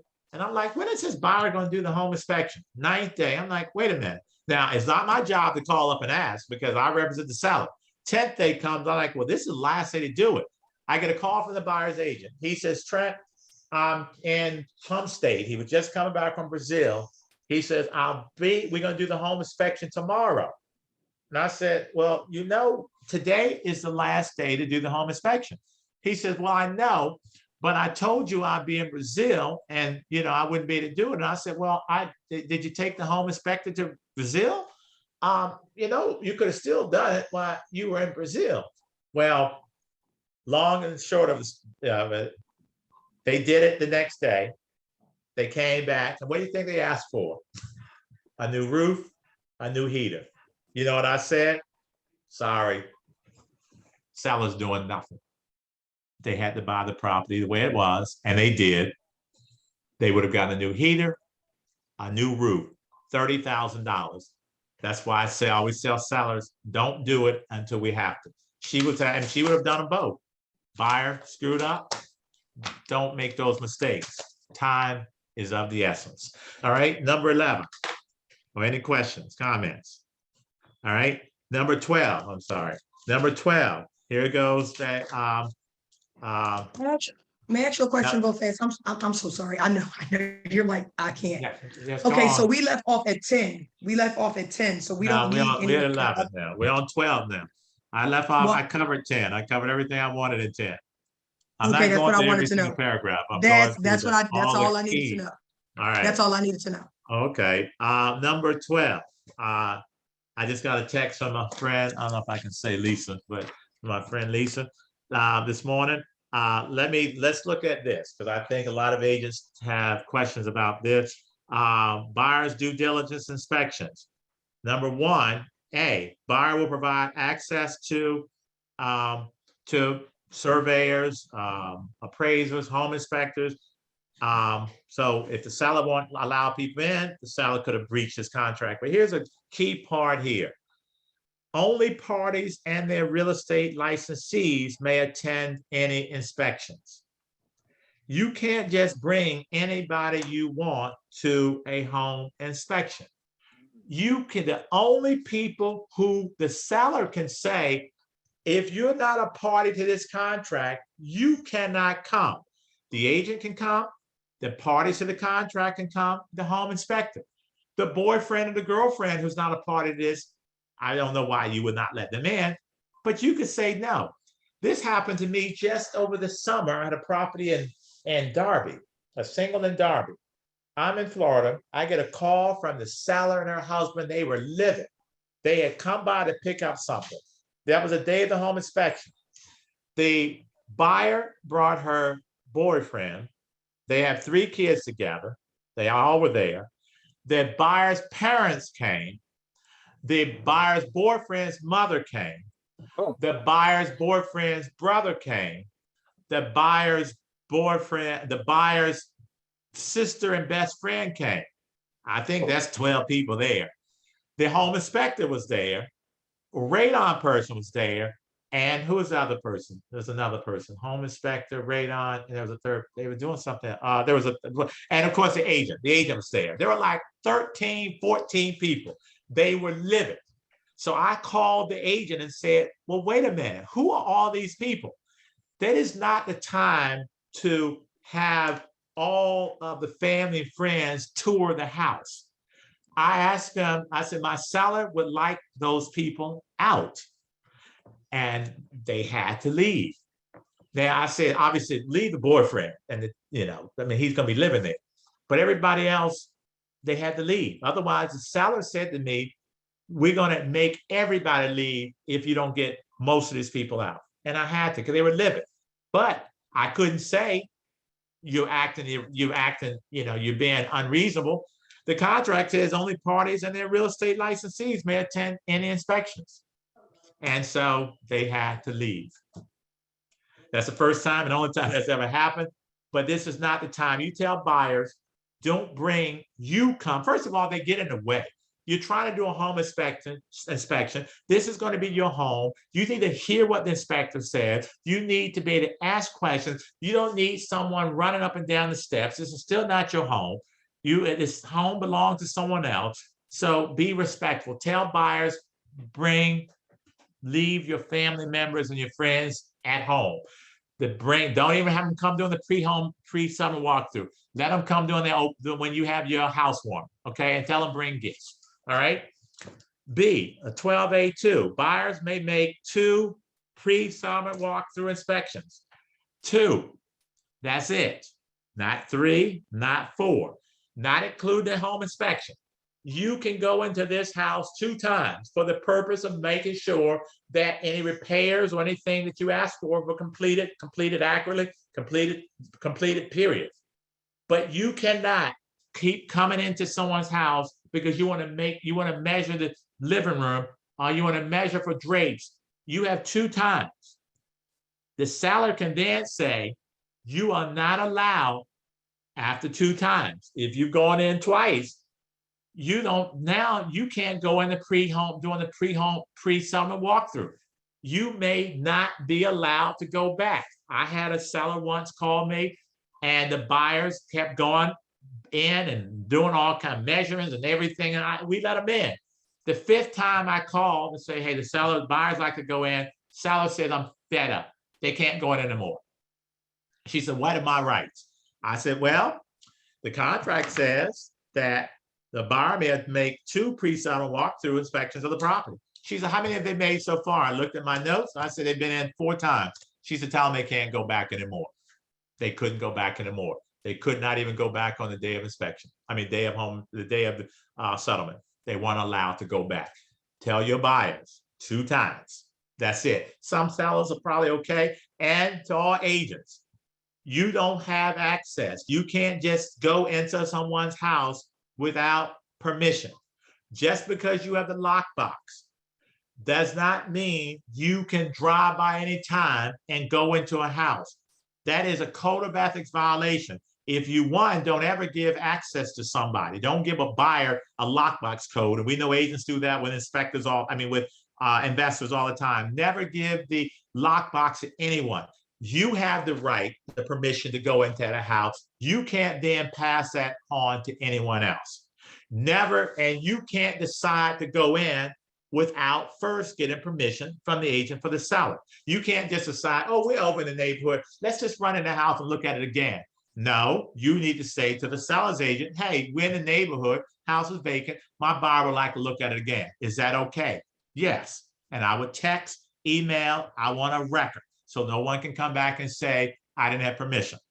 All right. I remember once a buyer went in, took an investor in a house, didn't have it. He showed it to an investor like a week ago, then decided to show it to another investor, did not get permission, opens the door, vacant property. Guess who meets them? Who greets them? A pit bull. Because the seller decided to put his pit bull in there because he was no longer showing the house. And he was going to move back in. Well, he was staying there. So as soon as they open the door, this pit bull comes running and charging at him. But luckily, they were able to get out the house without being mauled to death. You don't go into someone's house without permission. All right. Number 3, seller will have all heating and all utilities on for all inspections. You see that often, too often. Make sure before you do a home inspection, if it's a vacant property, utilities are all off, make sure they're on. Talk to the agent. And if the agent's not certain, you should go over there and make sure. Say, hey, let me go over. I like to go over and make sure the utilities on. How many times have you gone to houses and the lights are not on? They say, oh, they should be on by Monday, Trent. Or the water's not on. Well, there's no need to do the home inspection until all utilities on. And then the home inspector will charge a fee to come back out and do it. Make sure utilities are on. I don't always just take the word of the agent, especially if they've been off and they're not sure, or they sound like they're not that sure. Just take a trip over to the house and verify before your buyer takes a day off of work for a home inspection. And now it just verify it. All right. Any questions about anything so far? Number 4, all inspectors are authorized to provide a copy of any inspection report to the buyer. So if you have the right, the inspector, according to this, can give you the home inspection report. You don't have to ask for it. You are, and most inspectors know that this is in the contract. That's why they will provide you with a copy. Number 5, here's one that people say, seller has a right upon request to receive a free copy of any inspection report from the party for whom it was prepared. We already know that the buyer has to give the seller a copy of the home inspection report in its entirety, whether that buyer moves forward with the deal or not. Did you all hear that? Regardless of whether the buyer buys this or not, if that buyer has a home inspection conducted, that buyer must give a copy. They don't ask them. You must, if you're the agent, email that report over to the agent for the seller. I don't agree with that, but that's the way it is. But this says that the seller has the right upon request to receive a free copy of any inspection report from the party from whom it was prepared. Here, they're not talking about so much of the inspection report, but any other report. Let's say you go in, you go on and you have a roofer go on and do an examination of this expensive roof, and he or she gives you a report. Well, the seller has a right to have any report that was conducted on his or her property. free of charge if they ask. All right, any questions or comments? All right, and if you look at the next one, where if you're doing a home inspection, you can waive or elect. The first one's a home property inspection. Then the wood infestation, basically termites. If you're going to, please be mindful of this. If you don't ever have I've seen where buyers checked, waived, or checked elected. Don't ever let them check or put an X, have them initial, because you never want somebody to come back and say, that's not, I didn't, that was checked, that was a mistake. I didn't actually mean to waive this. No, I meant to elect it. Have them initial, either elected or waived. Don't ever leave it blank. Again, don't leave things blank.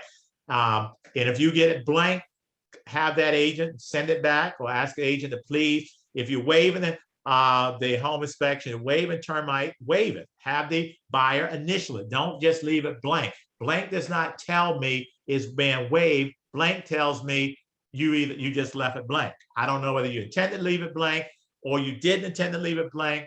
I'm not accepting a blank anything. Initial it if you're waiving it or elected. All right. Deed restrictions. Here's one where if you want the zoning to be a part of the contract, here's where it is. Deed restrictions and zoning. It says buyer may verify that the present use of the property, such as an in-law quarter, apartment, home office, daycare, commercial, resident, recreational vehicle parking, is permitted and may elect to have, I'm sorry, let me say it again, is permitted and may elect to make the agreement contingent upon an anticipated use, and write down the present use. So if the present use of this property is zoned to permit the use of a daycare, write it there. And you can always use that zoning approval contingency. I think that's I don't think we have too much time to go through that, all right?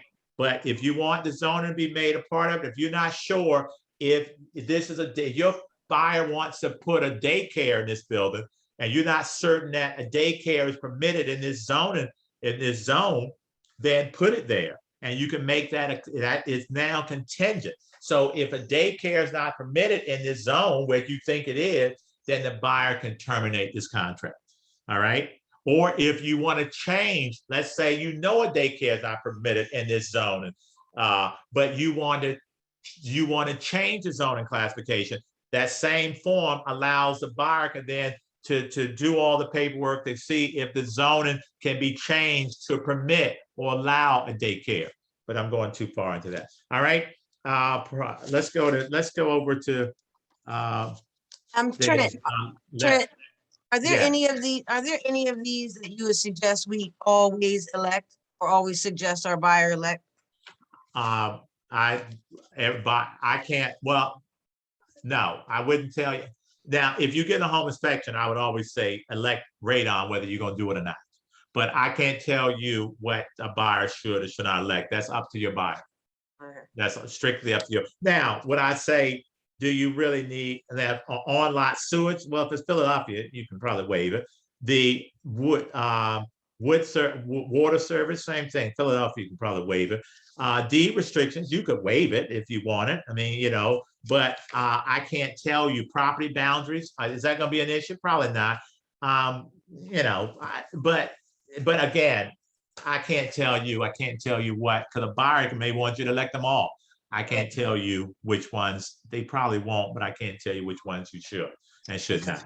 But the one thing I know that you must do, the lead-based paint. If it's before that property was built before 1978, you must elect that. You must, regardless of whether this inspection is elected or waived. The Residential Lead-Based Paint Hazard Reduction Act requires a seller of a property built before 1978. Make sure you know it's not 1978. If a property was built in 1978, does not apply. It's only prior to 1978. All right. So a property built prior to 1978, you have to provide the buyer with that EPA approved lead hazard information pamphlet called Protect Your Families from Lead. Of course, you can get that in zip form. Make sure you give that to the seller. Anytime you have a seller or a landlord, the buyer or the tenant must receive that Protect Your Families from Lead in your home. Also, they must get, and should be in the documents, that lead-based hazard the lead-based, my mind went blank, the lead-based, what's that form called? The Residential Lead-Based Paint Hazard Reduction Act. Make sure your seller signs that, because it asks if your seller has any knowledge about lead-based paint or lead-based hazards. If they don't, they initiate it. If they do, they initiate that. And if they have any reports, they have to provide turn those reports over to the buyer. All right. And just really quick question. Yes. So for this, so you're saying that regardless if they waive it or not, you're saying that they should, what should we be doing on this? You have to waive it. I mean, you have to elect it. If the house was built before 1978, this is mandatory. A seller, you can't waive, this is a federal law. You can't waive this. If the house was built before 1978, the seller by law must give you that, protect your family from lead in your home. And by law, they must give you that residential lead-based paint hazard disclosure form that tells the buyer or a tenant anything they know about lead-based paint or lead-based paint hazards in the home. That is a requirement. That's a federal law. So you can't waive that. You got it? That clear? Or you? All right, let's go to, where are we? Go back to under the next one. All right, here's one that I'm gonna give another agents who, new agents, or not even new, seasoned agents. I want to throw this out. Look at this next one. I've never seen it happen. I've done this before. I've never seen anybody do this. Look at this. It says in new agents too, the inspections elected above do not apply to the following existing conditions. I've never seen anyone fill this out. This is what I would recommend. Let's say the roof is bad. You know it's bad. You're the seller. The roof is bad. You're negotiating the price because you know the roof is going to cost $20,000 to replace. So let's say that you want $350 for the house. Y'all negotiate $320. The seller's happy. They know that you're not going to come back and ask for a new roof because that's why I'm giving it to you for $320. Well, you do a home inspection. Home inspector says the roof is bad and it's a big single and it's going to cost probably $20,000 to $30,000 to replace the roof. So now you come back, this buyer comes back and says, I want a new roof. You're like, wait a minute. I gave you made it $320 because we knew the roof was bad.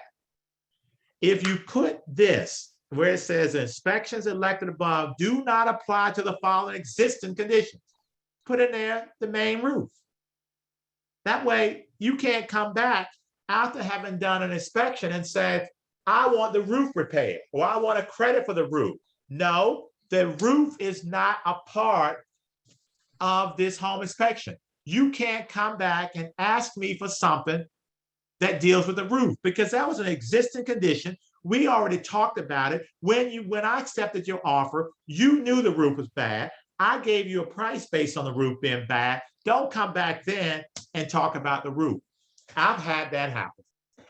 Where have you ever seen somebody put in sold as is, no warranties or guarantees in that section? Yeah, I don't understand what it means.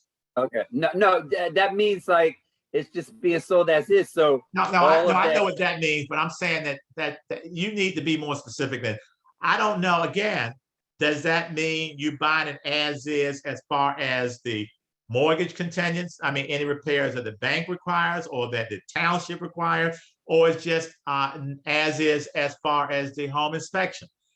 I see those things all the time. Be real clear. Okay. I just as is. Okay, as is. What does that mean? All right. Be more clear with what you are asking. All right. Did someone say something?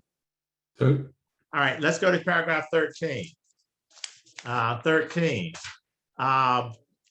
Here's the home inspection and all your other contingencies: radon, permite, home inspection. All right. This is an important paragraph. The contingency period. The contingency period, if you leave it blank, is 10 days. If 10 days is not enough, make it longer. You have 10 days to do a home inspection, termite, radon, any of the inspections you chose on that list.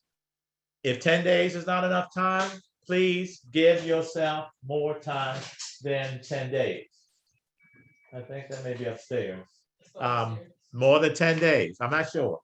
The contingency period is 10 days from the execution date of this agreement for each inspection elected in that paragraph we just looked at. All right. Within the period, the contingency period, 10 days if you leave it blank, you have to do the home inspection and you must give the seller reply to your home inspection. Take a look at B1. If the results of the home inspection are unsatisfactory, you must present all reports in their entirety to the seller. I'm sorry, it says if it's satisfactory, you're happy with the home inspection, you're not asking for any repairs, you're gonna move forward. You still must give that home inspection report to the seller in its entirety. Number 2 says, if the results of the home inspection are unsatisfactory and you don't want to buy the property, then you can terminate it. Again, terminate, use a notice of termination. Only one party needs to sign a termination. I'm giving notice to the seller saying I'm terminating because I don't like the results of the home inspection. But I still must give you the entire home inspection report. Even though I'm not buying your house, now the seller must do what with that home inspection? The seller must disclose any material defects in that report to a new buyer. The seller could simply give it to the new buyer, is what I would do, because now the seller has that inspection in his or her possession.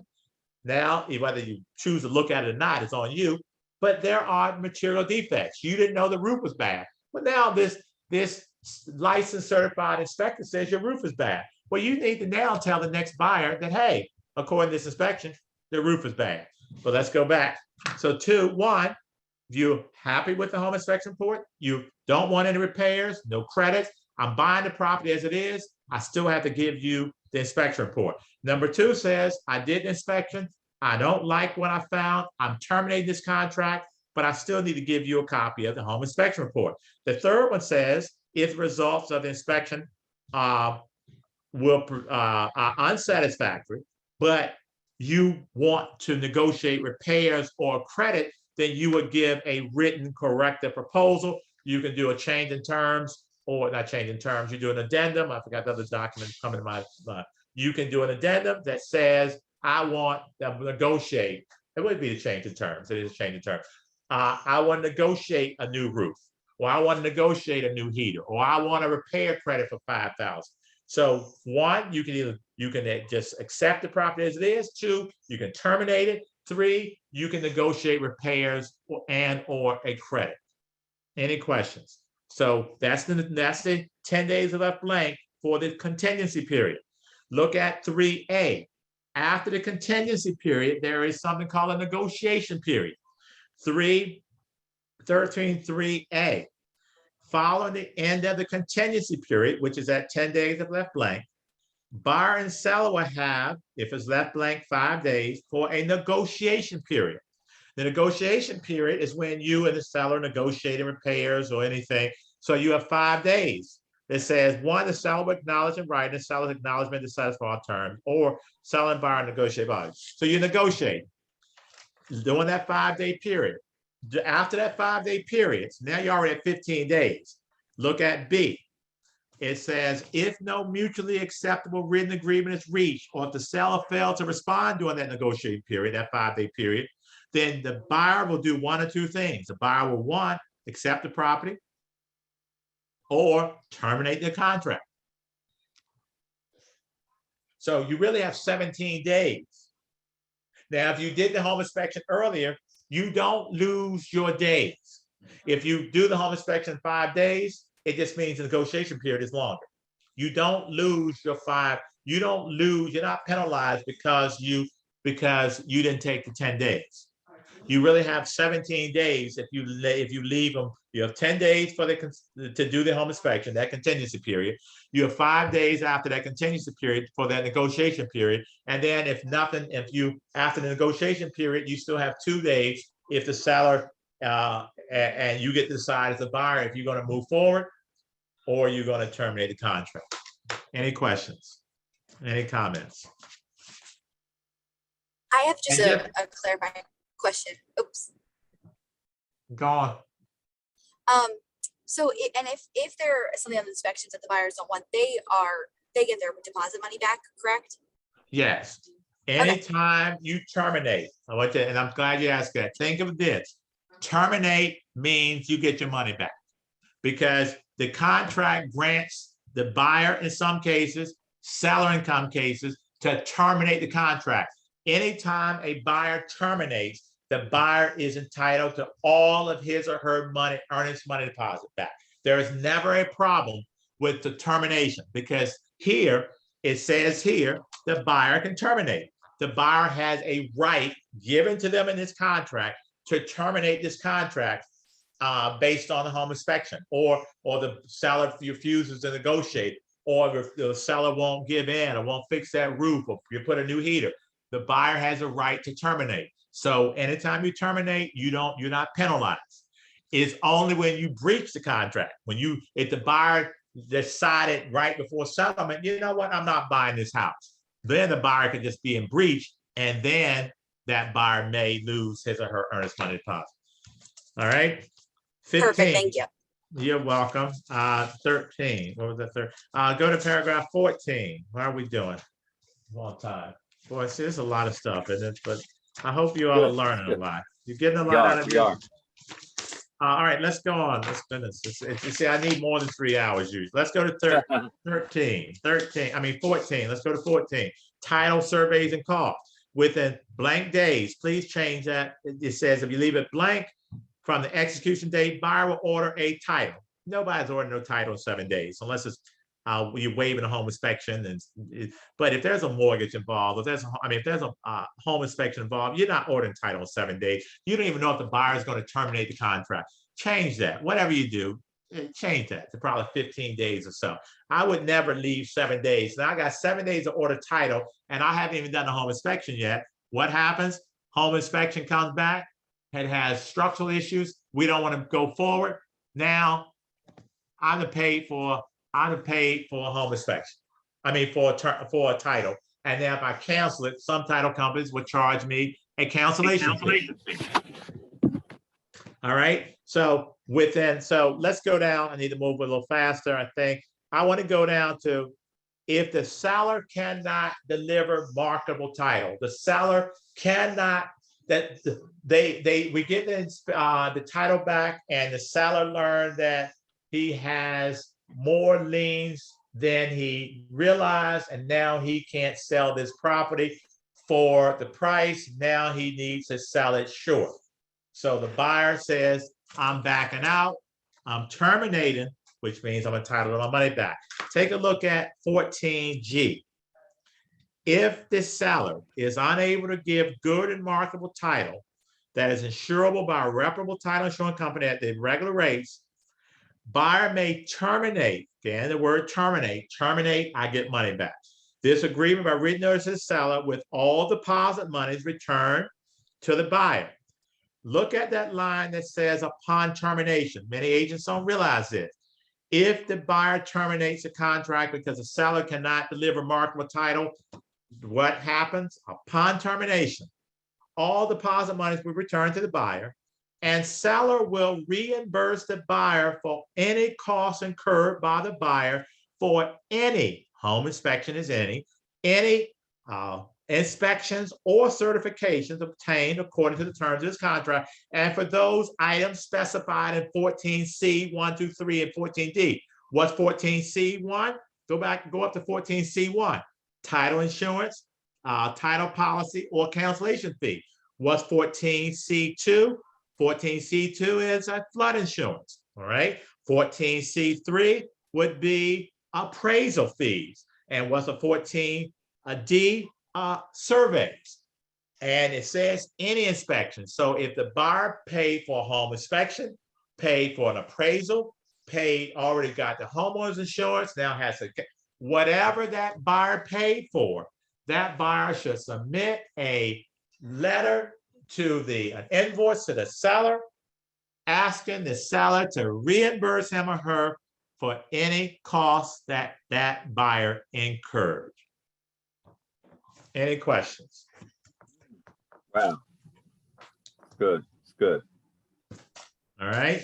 Let's go to chapter 15. 15, Doesn't say 15. What I want you to see is, we talked about already. I'm not gonna go through it. That seller is a city cert. The seller is responsible for ordering city cert. One line I want you to see there. And if the buyer does not, if the seller won't make the repairs that the township or the city requires, the buyer obviously can back away, can terminate. But look at 15B2. I've seen this happen, and sometimes I forget it's here. If repairs are required and seller fails to provide a copy of notice, you have a notice, you ordered a city cert. You ordered it, you got the UNO in Delaware County, and it says you must do X. And you don't give that city cert, or you don't give that notification to the buyer. Seller fails to provide a copy of that notice to the buyer is required in this paragraph. Seller will perform all repairs and improvements as required by the notice at seller's expense.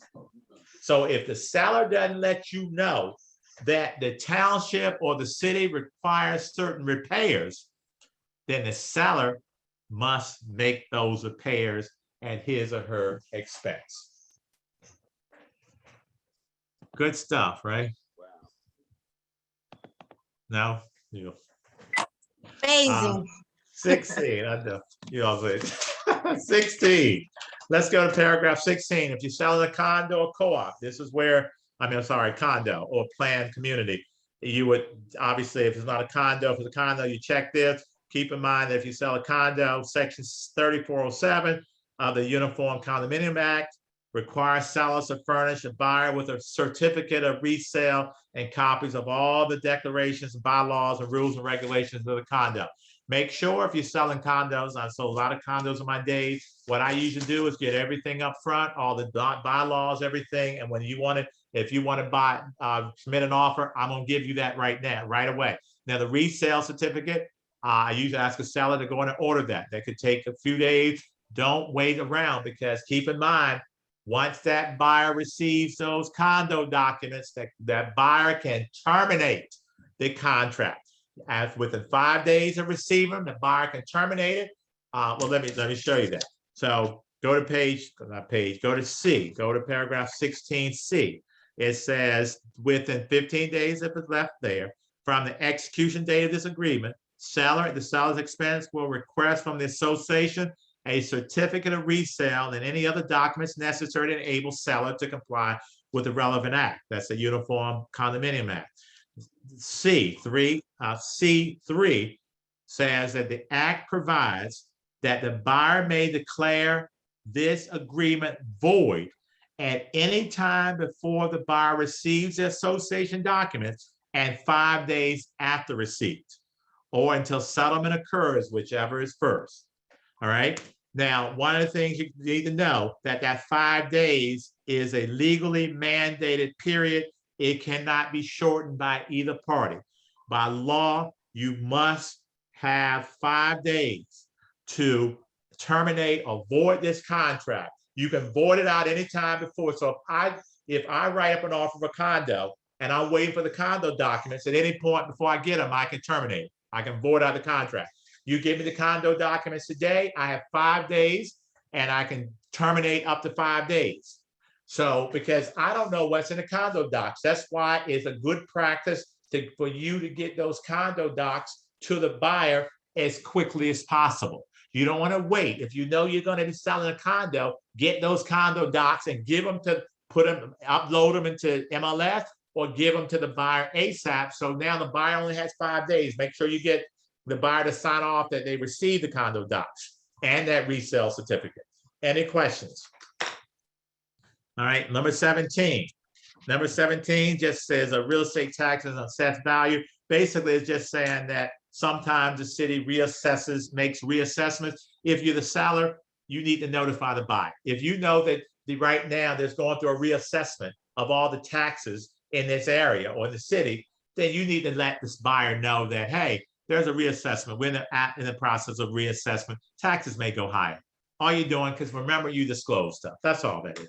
Number 18, you have to maintain the property in the condition that it was in when you looked at it. All right, seller will maintain, paragraph 18A, seller will maintain the property, including but not limited to the structures, the grounds, the fixtures, appliances, and personal property. listed in this agreement and its present condition, normal tear, wear and tear accepted.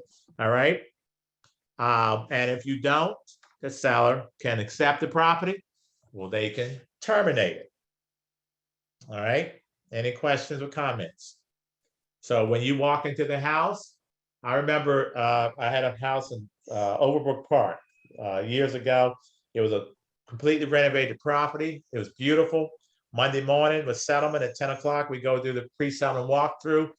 And the neighbor comes out and says, are y'all still going to buy that house? And I'm like, well, what do you mean? Of course we're going to buy it. Settlement's at 10 o'clock. I've already spent my commission. So yeah. So, and so I said, yes. And I'm like, what was that all about? We go in and the contractor's son, the owner who's a contractor, his son decided to have a party Friday and Saturday night where he charged people, and you won't believe this. I wish I'd taken pictures. They had, according to the neighbor when I went out and talked, he said about 300 teenagers. And first of all, the son was only 18. So they had alcohol. The police came several times. They ended up shutting it down. They were playing tic-tac-toe on all the walls in the house. They must have been hanging off the kitchen, brand new kitchen cabinets, 4 or 5 of them just on the floor. The place, the beautiful hardwood was scratched up. Someone had put in Ted Loves Mary, and it just, carved it in the hardwood floor. And my favorite part was this. I guess if someone was in one of the 2 bathrooms, you urinated in any of the closets. Every closet smelled, reeked of urine. So obviously, we were not going to buy this house. That's another thing for new agents. Don't spend your commission before you get it. Okay. I've been many times counted commission, spent it, and we didn't close. So wait till you get it. Matter of fact, wait till it clears your bank, because once I got a bad check. So make sure you wait till it clears your account before you start writing out checks. That's just a piece of advice. All right. The property was supposed to be maintained in the condition that was in when you looked at it. 19, home warranty. Home warranty, this paragraph simply says that a home warranty may be available for purchase. And the last part, and it says sometimes the home warranty companies may give a fee to the broker for every home warranty that they provide. If you look at the last paragraph there, it says on the home warranties, buyer and seller understand that a broker who recommends a home warranty may have a business relationship with the home warranty company that provides a financial benefit to the broker. Sometimes I think we get $60 or something for every home warranty. So you have to just disclose it. Paragraph 20, fairly simple. This agreement sale cannot be recorded. This agreement will not be recorded. And if you do record it, seller may elect to treat such an act as a default of this agreement. We do not record agreements of sale. 21, here's one of my favorites, assignment. Anytime this contract, many people, agents who represent investors or wholesalers and all this don't seem to understand this one. Buyer will not transfer or assign this agreement without the written consent of the seller. All right. And of course, it also says assignment may result in additional transfer taxes. So you need to talk to the title company about that. You cannot assign this contract without written permission from the seller. I'm gonna tell you right now, I'm not giving you written permission. My seller's not giving you written permission. Why is that? After I talk, I don't make decisions, but I'm saying after I talk to my seller, you won't do it. Let's say we have a contract. You're gonna buy this property for $200,000, but you're gonna assign it to someone else. You're saying you're gonna pay cash. I have proof of your bank statement shows you have $500,000 in the bank. We're good. We know you have $500,000 to buy. I know who you are. You assign it to someone. I don't know anything about that person. That person may not have the money to buy the house. I have no idea even your name. I don't know what you're gonna do with it. I have no idea who you are. So now you've just assigned it to a person who may or may not have the funds to buy this property. I represent the seller. My seller needs to know who in the heck he or she's selling the property to, and that that person's in the position to buy it. So I'm not assigning, well, I won't recommend, I should say, because I want to make sure that my seller assign anything unless I at least know who it's been assigned to. And I want information from that person. But a lot of people just assign and then they try to go find a buyer or they want to wholesale it. I can't say I should say my sellers are less inclined to assign after I'm done explaining it. And whenever you see a contract that says John Smith and his heirs or assigns, you already know they're going to assign it. When you get a contract back and this paragraph 21 is scratched out, then you know they're going to assign it. And you should understand that. And you should ask questions. Do your due diligence. You represent the seller. I've seen people assign contract and the new person, the assignee, cannot close on this deal. Make sure you understand who this contract is assigned to. Any questions or comments? 22. The governing law, venue, and personal jurisdiction. What is it saying? This paragraph just states that any legal action regarding the agreement must be filed in Pennsylvania courts and must be decided by Pennsylvania law, not New Jersey law, not Delaware law. Doesn't matter where they live. They are residents, or they invest, they live in California. This contract, any issues, any action must be resolved by a Pennsylvania court and it's based on Pennsylvania law, not on some other law in a state that you may reside. All right. Paragraph 23 is about FIRFTA, the Foreign Investment in Real Estate Act, Tax Act of 1980. All right. The disposition of a U.S. real property interest by a foreign person is subject to the Foreign Investment in Real Estate Tax Act of 1980, including with tax withholdings. In other words, if you're a foreign person or a foreign corporation selling property in Pennsylvania or in the state, or I guess in the country, let's talk about the state. You're selling property, you're a foreign corporation. That corporation must pay taxes on the sale of that property. And the title company, so if it's a foreign person or foreign company and you know it, make sure you let the title company know because they have to pay taxes. If those taxes aren't paid, then the buyer will be responsible for those taxes. So you want to make sure, take a look at this. So it says that withholdings further down is intended to ensure U.S. taxation of gains realized on disposition of such interest. The transferee or the buyer is a withholding agent. If you are the buyer, you must find out if the seller, the transferor, is a foreign person as defined by the Act. If the seller is a foreign person and you fail to withhold, you may be liable for that tax. So make sure if you know there's a foreign person, foreign corporation, then just make sure the title company knows so they know what to do. They'll know what to do. Talk to your title company or attorney, but the title company will know. All right, if you know if it's a foreign person or foreign corporation. All right, paragraph 24, Megan's Law, clear. If you have the purpose of Megan's Law is to provide community notification of the presence of convicted sex offenders working or living in a certain area. You just have to know, so is it a good practice? If your buyer has 2 young girls and she says, I want to know if there are any sex offenders living in this neighborhood, is it a good idea for you to check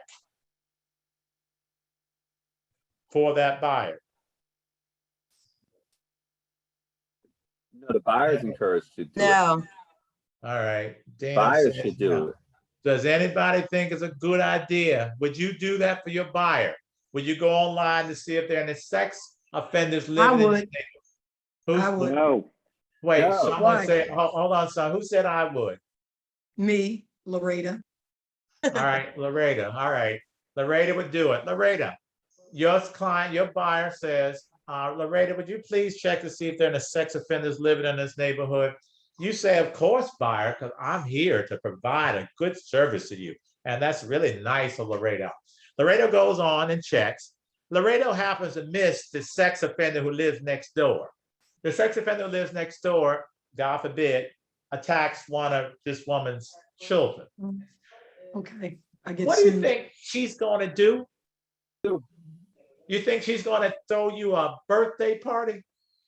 Or you think she's gonna Okay. sue you for not telling her that a child molester is living next door and he assaulted her 8-year-old child? You said there are no child molesters in this neighborhood. Under no circumstances do you Right. ever check for a buyer. That's why you give them the information here. Look at this.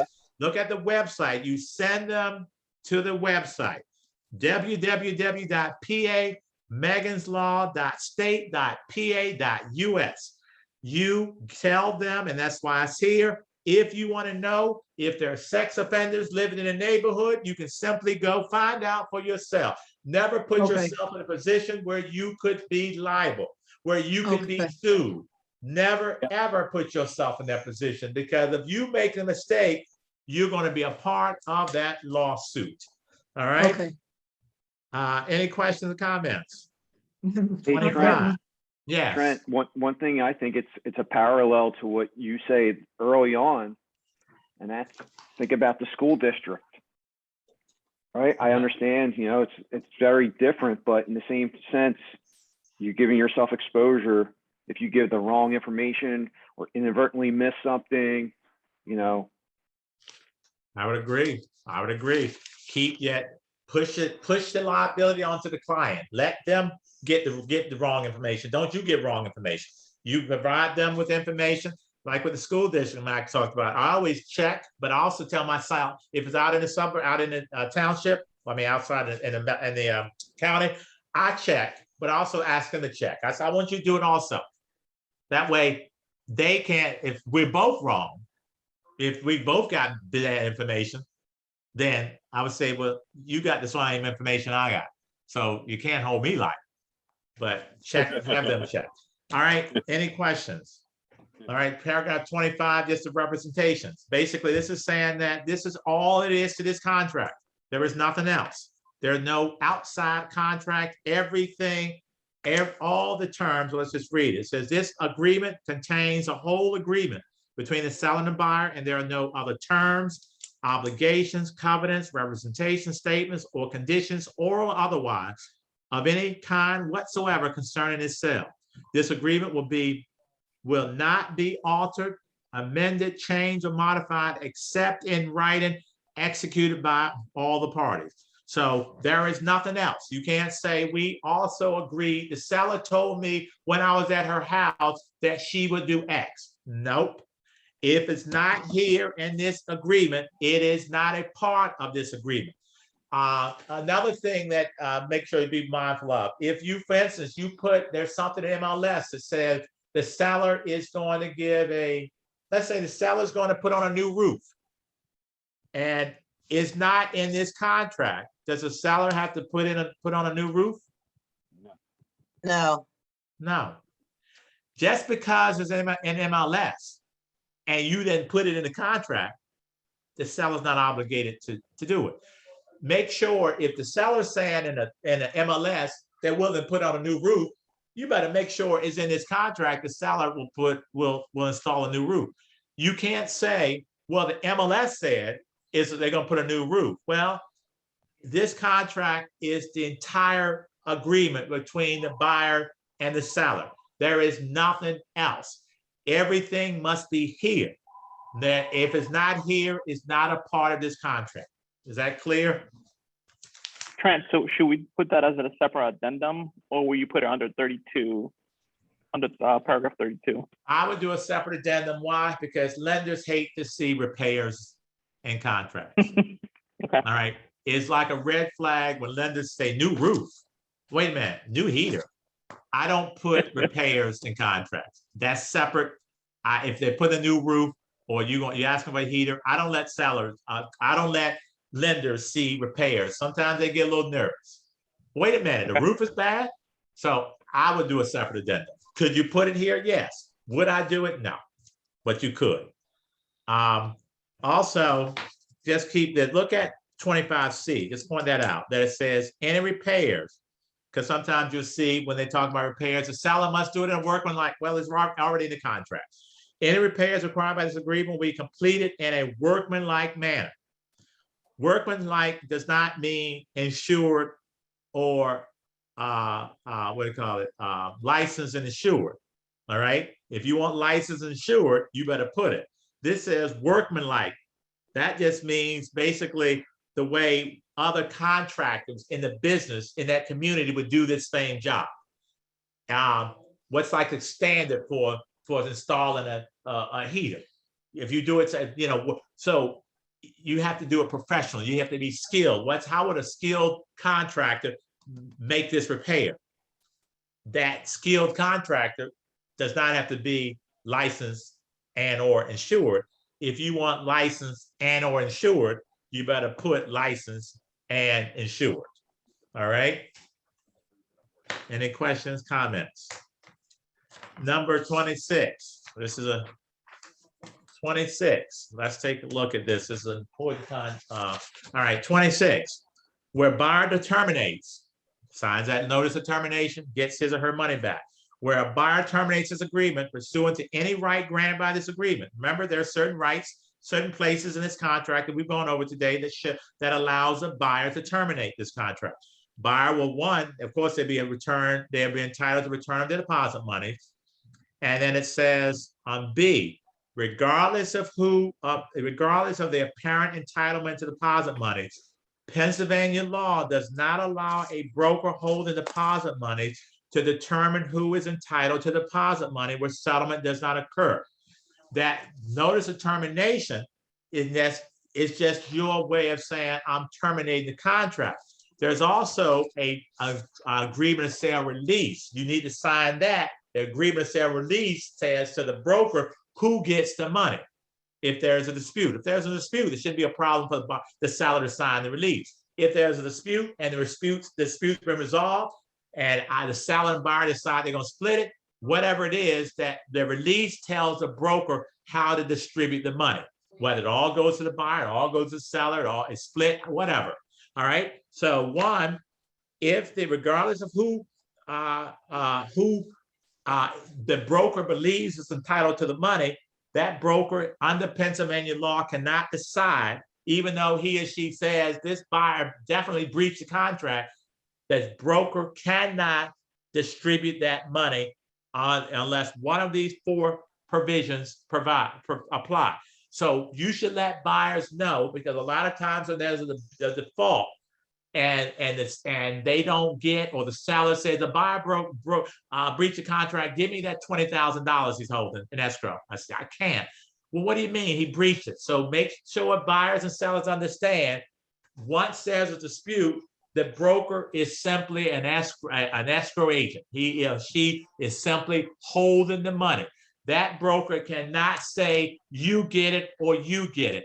That broker can hold that money and can only hold that money until one of these four things happens. Number one, under 26B1, if this agreement is terminated prior to settlement and there is no dispute over entitlement to the deposit monies, then that broker can give it back, but that broker still wants something in writing. A written agreement, that would be that release of agreement of sale. A written agreement signed by both parties as evidence that there's no dispute, because the seller signed it and saying, give all the money back to the buyer. There's no dispute. That should be pretty simple. Number two, there is a dispute here. Number two, if after broker has received deposit monies, broker receives a written agreement that is signed by the buyer and seller directing broker how to distribute some or all the deposit money. Well, maybe there was a dispute and the buyer and the seller agreed that they're split it. So that release says 50% goes to the seller, 50% goes to the buyer. It's been resolved, but the broker can't do it unless he or she gets that release that tells him or her how to direct that money. Number three, the broker can release it according to the terms of a final court order. A judge says buyer is entitled to deposit money or seller is entitled to deposit money, then that broker can legally release that money to whomever the court order dictates. Number four, this is an important one. This is the key here. Listen out to this one. Please, this is the most important thing here, I think. Number four, according to the terms of a prior written agreement. I want you to note that C, the next paragraph, is a prior written agreement. I'm gonna get to that in a minute. 26C, I would call that a prior written agreement. Okay, so let's go back to number 4. According to the terms of a prior written agreement, which is C, that's right below us, between the buyer and the seller that directs the broker how to distribute the money if there is a dispute between the parties that is unresolved. All right, now let's go to C. Buyer and seller agree that if there is a dispute over the entitlement to deposit money that is unresolved, I'll tell you, this is a prior written agreement. 180 days, if it's blank, whatever you do, put in 30, put in 15, put in 20. Don't leave 6 months there. Whatever you do, don't leave 6 months. Put 30 days. All right, so let's reread it at 30 days. Buyer and seller agree that if there is a dispute over the entitlement to deposit monies that is unresolved 30 days after the settlement date or following termination of the agreement, whichever is earlier, then the broker holding deposit monies will, within 30 days of receipt of the buyer's written agreement, whichever is earlier, written agreement, distribute the deposit monies to the buyer unless the broker is in receipt of verifiable written notice that the dispute is the subject of litigation or mediation. Did you all understand that? Let me repeat this. If there is a dispute, and let's say you put 30 days there, whatever you do, don't leave 180 days. There's a dispute, and 30 days has passed, and the seller has not initiated mediation or litigation, and the buyer submits a letter to the broker, saying to the broker, please give me my deposit money back. The broker must, within 30 days of that, receiving that letter, return the buyer's deposit money, even if the buyer is in default. Does everybody understand that? But if the seller has initiated mediation or litigation, then the broker cannot. The broker then must hold on to the money until one of those 4 things above happens. But if the buyer, if that buyer sends a letter to the broker saying, I gave a deposit of 10,000, give me my money back. Give that 10,000 back. Broker within 30 days must, if 30 days is in here, give that check back. Now, even if the seller runs out, and sometimes sellers will do this, and they initiate mediation after the letter's in. I tell the seller, hey, I got to turn that money over to the buyer because you haven't initiated mediation or litigation, and they do it after the fact.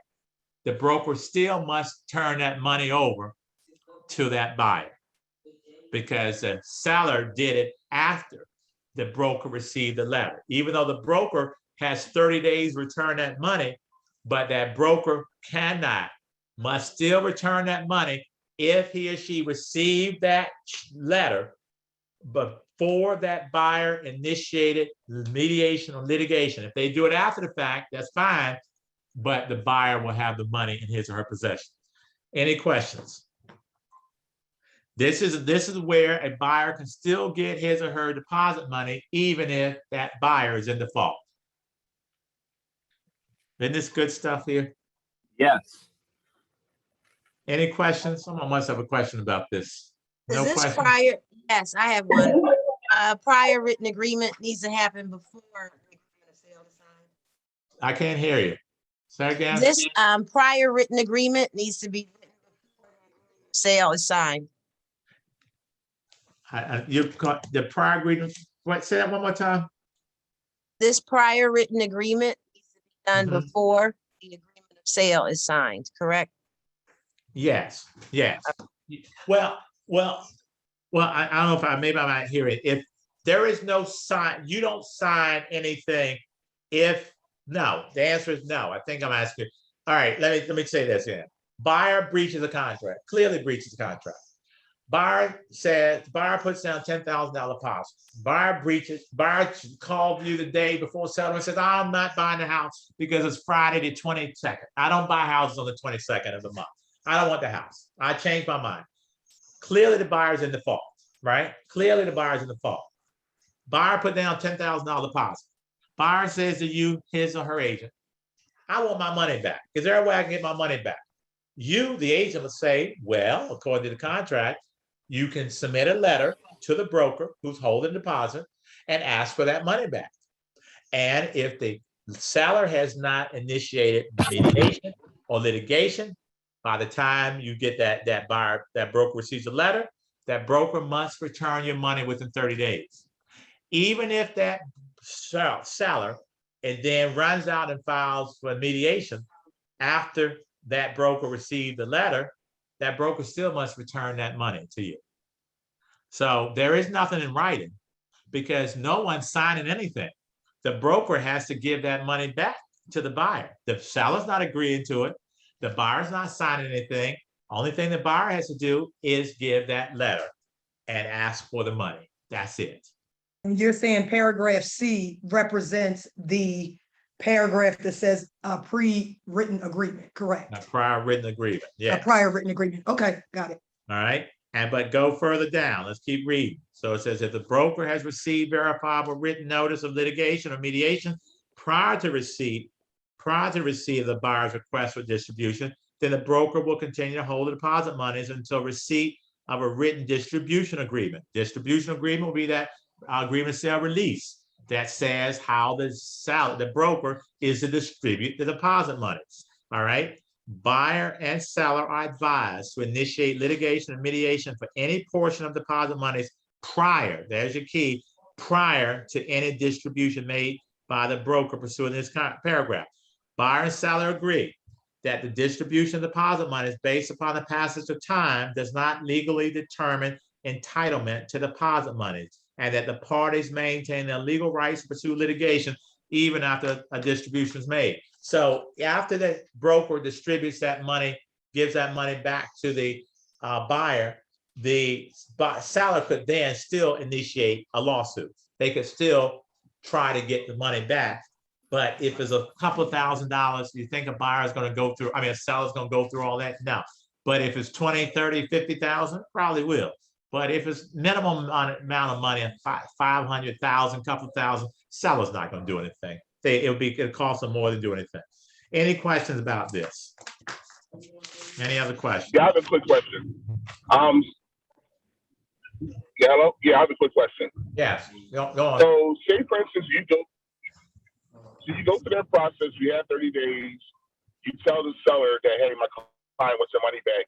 The 30 days pass and they don't give you the money back. Then what do you go? Do you just file litigation at that point? Wait, say that again. If 30 days, the buyer has given a letter to the broker. Go on. Okay, so yeah, so literally the buyer's agent has terminated the contract, told the seller to get the money back, they didn't. So a letter is submitted to the broker and the 30 days elapse.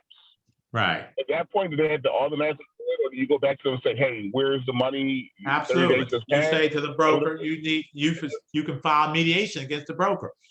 You can say to the broker, this is what it says. And if you don't understand it, you need to understand this is pretty clear.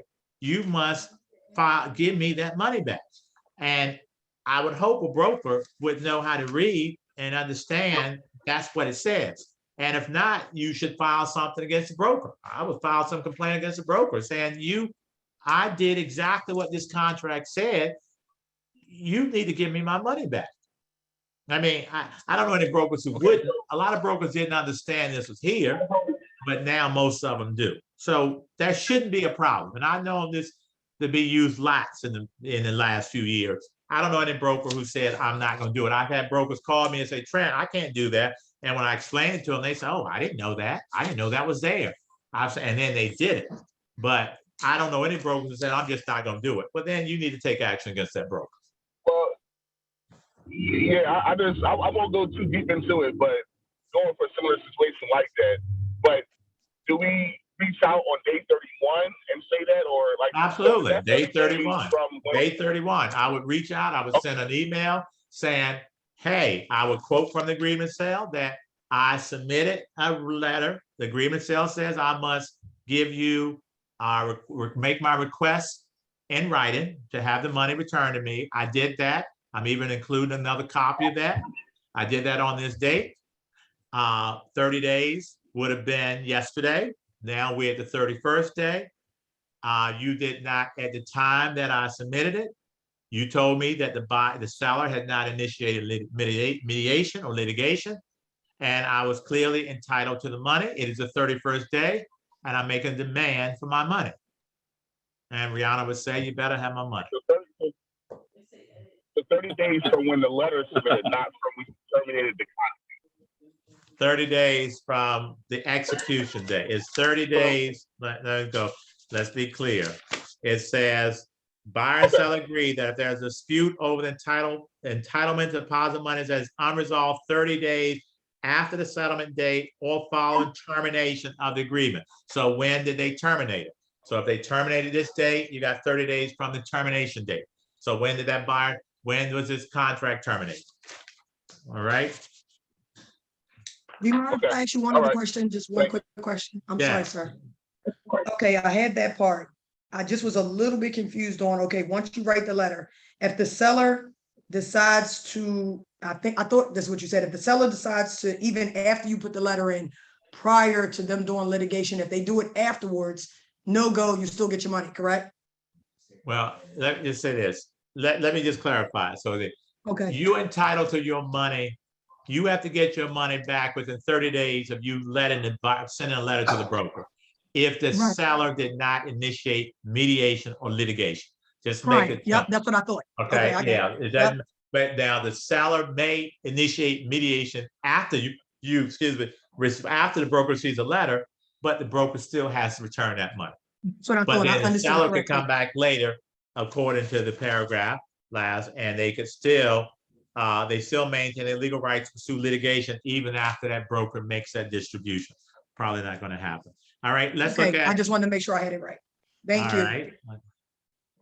And here's something that I think look at D, because sometimes parties want to sue brokers because I'm a broker, I'm holding deposit monies. I have to tell people I can't give you that money back unless I have something telling me I have a distribution.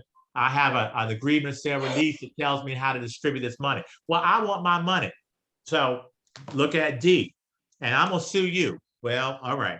Buyer and seller agree that a broker who holds or distributes deposit monies pursuant to the terms of paragraph 26 will not be liable. Buyer and seller agree that any broker or licensee named in litigation regarding deposit monies, the attorney's fees and costs of that broker and the licensee will be paid by the person who names them in litigation. So you remind anybody who says, I'm gonna sue you if you don't release my money, you say, well, if you do, I'm gonna have a lawyer, but you have to pay my lawyer's fees and any costs associated with your lawsuit, because I am doing what the Real Estate License and Registration Act requires of me. I'm doing what the rules and regulations of the rules and regulations of the Pennsylvania Real Estate Commission requires of me. I cannot give this money to you unless I have a release that tells me where it goes, or unless I have a court order, or unless I have a prior written agreement. I cannot legally give money to anyone. I am strictly the holder of that money at this point, and I cannot make a decision as to who is entitled to that money, even when it is obvious. It doesn't matter how obvious it is. If there is a dispute, the seller says, I want the money, buyer says, I want the money, that is a dispute. And when there's a dispute, I can simply hold that money until someone says, hey, Mr. Broker, this is what you have to do with that money. Any questions? All right, this is important. G, all new agents, make sure put a big old X in that box if you represent a buyer. All right, if you represent a buyer and that box is checked, then the seller can only keep the deposit money as liquidated damages if that buyer breaches the contract. That says seller is limited to retain in sums paid by buyer, include deposit monies as liquidated damages. That means that the seller cannot come back and sue the buyer for any other damages. That is it. It is the buyer and seller. That means that is the end of that story. And I like what it says here. If seller, look at H, if seller retains all sums paid by the buyer, including their deposit monies as liquidated damages, buyer and seller are released from further liability or obligation, and this agreement is void. So if your buyer put down $1,000 and breached the contract, the seller can only get $1,000, and that's it. Seller's out. The seller is out $10,000 because your buyer breached the contract. Sorry, you can only get the $1,000, and you can't come back and sue. Once you check that off and the seller agrees, the seller accepts this offer, and that box is checked. If the buyer breaches contract, the maximum you can get is what the buyer put down as an earnest money deposit. Is that clear? Yes. Yes. All right. Mediation. Mediation, buyer and seller will submit. Fairly simple. If there's an issue, you have to go to mediation. That's what our contract says. Buyer and seller will submit all disputes or claims that arise from this agreement, including disputes and claims over deposit monies, to mediation. That's it, to mediation. All right. And mediation is a cost-effective process designed to resolve disputes between buyers and sellers. Is an alternative to litigation. Is a less expensive alternative to litigation. All right, release number 27. Where are we? 28. Here it just says that the buyer releases all the people. They release the seller, the brokers, the licensees, the partners, blah, blah, blah, blah, from anything that could happen after you buy this house. As long as there's no fraud involved, as long as the buyer, seller didn't hide something or lie, then if the heater breaks next month, you can't come back and sue the seller. You can't come back and sue me or sue the company. You have to go fix it. That's what you have to do. All right. You are once you are saying here, if you see, let's just look at it. It says buyer releases. I'm all these things. Let's say person. Let's read it. Quick claims of ever discharge the seller, broker, the licensees, employees, and any officer, partner, or any one of them, and any other person, firm, or corporation who may be liable by or through them from any and all claims, losses, or demands, including but not limited to personal injury and property damage, and all of the consequences thereof, whether known or not, which may arise from the presence of termites or other wood-borne insects, radon, lead-based paint hazards, mold, indoor air quality, environmental hazards, any defects in the individual on-lot sewage disposal system or deficiencies in the on-site water service system, or any defects or conditions on the property. Now, it also says here, should the seller be in default under the terms of this agreement or in violation of any seller's disclosure law or regulation, this release does not deprive buyer of any right to pursue any remedies that may be available under law of equity. This release will survive settlement. So in other words, the seller can't, if the seller lied to you, you still can come back and sue. But we're talking about nobody did anything wrong. Nobody was deceitful. No one hid information. No one lied. You have buyer's remorse, or something happened to the property afterwards. Yeah, there was a home inspection, but the home inspection cannot see into the future. The heater was working fine now. Now, 3 weeks later, it's broken. No one lied. No one hid anything. That's just what happens sometimes. That's just life. All right. Any questions or comments? 29, paragraph 29. The Real Estate Recovery Act. This language, of course, is required by the Real Estate Settlement, the Real Estate License and Registration Act. The Real Estate Recovery Fund, I'm sure y'all remember from class, the Real Estate Recovery Fund is there in the event that you defraud a client. If that client gets a civil judgment against you, that client can then, you get a civil judgment, that client gets a civil judgment against you, that client can then come back, and then once that client tries to collect from you and is not able to, that client can then bring that civil judgment to the Real Estate Recovery Fund, and the Real Estate Recovery Fund would then have to pay up to $20,000 per claim, and it's $100,000 per licensee. So 5 different people you can come and to the real estate recovery fund claiming $20,000. And if any monies are paid out from the real estate recovery fund on your behalf, your license is immediately suspended. And in order to get your license back, you have to repay all the monies that were paid out plus 10% interest. That is the real estate recovery fund. 30, paragraph 30, communications with buyers and or sellers. One thing I want to mention here, because a lot of people don't realize this is here. If buyers obtain a mortgage financing, buyers shall promptly deliver to broker for buyer, if any, a copy of all loan estimates, that LE, and the closing disclosure, the CD, upon receipt. Do you realize that the bank, some people don't know this, the bank, the title company cannot give us a copy of that CD. That is not, they cannot give a copy of that CD to us. Can you, let me check these ones. So the closing disclosure can only be given to that borrower, that buyer. It cannot be given to the real estate agent. So sometimes we'll call, I see agents and say, hey, to the lender or the title company, can you send me over the CD? Well, they're not supposed to send that to you.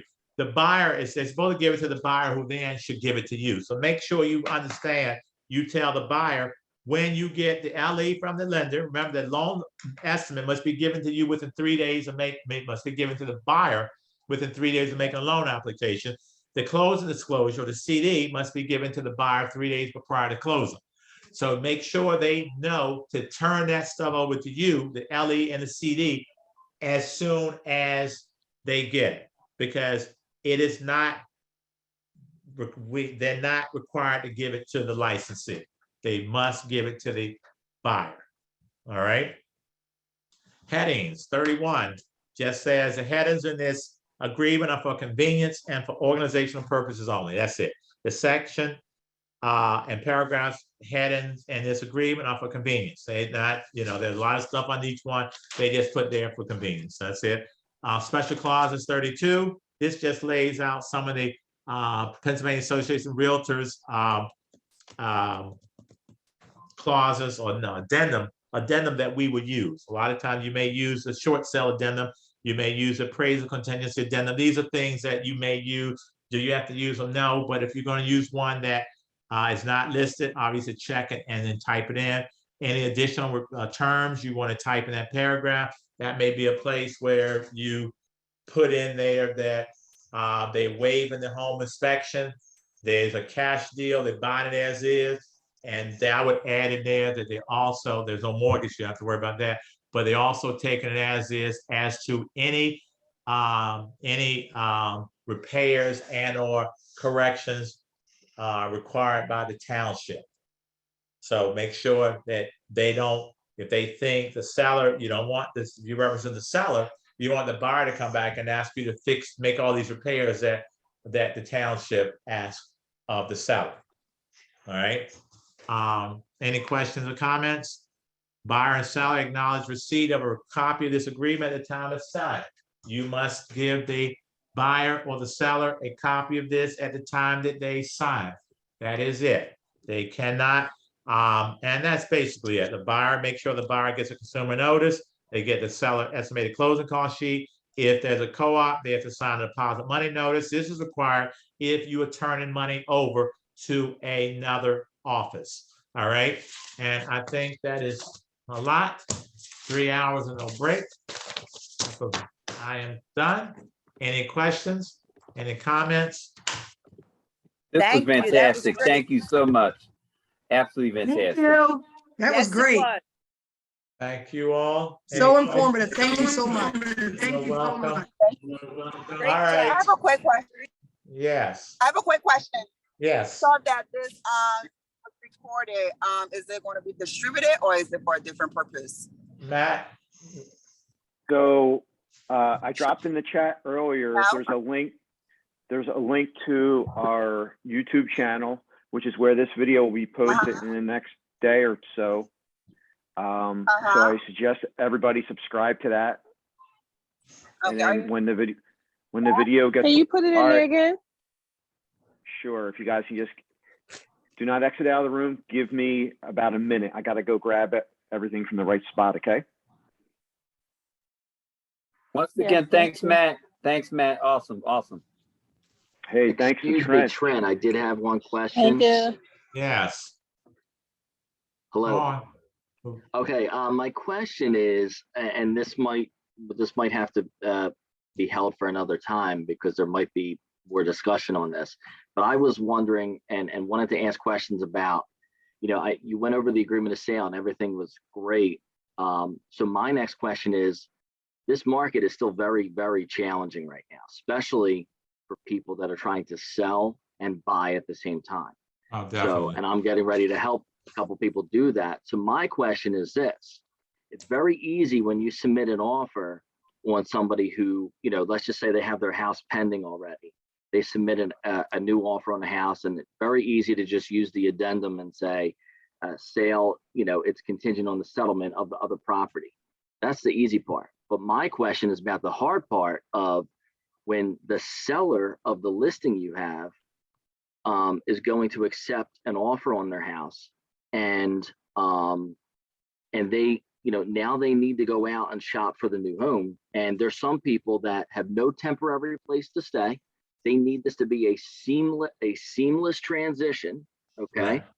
Right. Which is, very hard to do, right, especially in certain areas, okay? And so my question is, a lot of agents I've seen will say contingent on seller Hi, finding Miriam, it's suitable me. I don't know housing, if he's got but equipment we do running not have a to the suitable phone. Did housing anyone answer the door? addendum. We don't have a standard I addendum. don't know. Yeah, and just, tell So him that, my question is, didn't get a chance to call what in that. terms would you recommend that would sort of protect the seller in the event that maybe the seller goes out and tries to find houses, tries to make offers, can't get nothing done, so that they're not forced to sell their house and not have anywhere to go? Stuff like that is basically, I'm asking if anyone, if you, first of all, have tips, strategies on different things, because we don't have a standard form. We don't have a standard way of doing that. So that was my question. So I don't know if there's time for that today.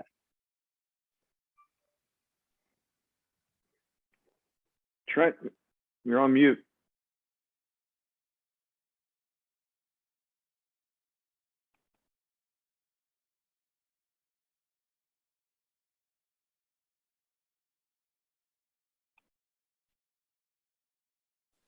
We Hey, can't hear you, Trent. Trent, you're on mute.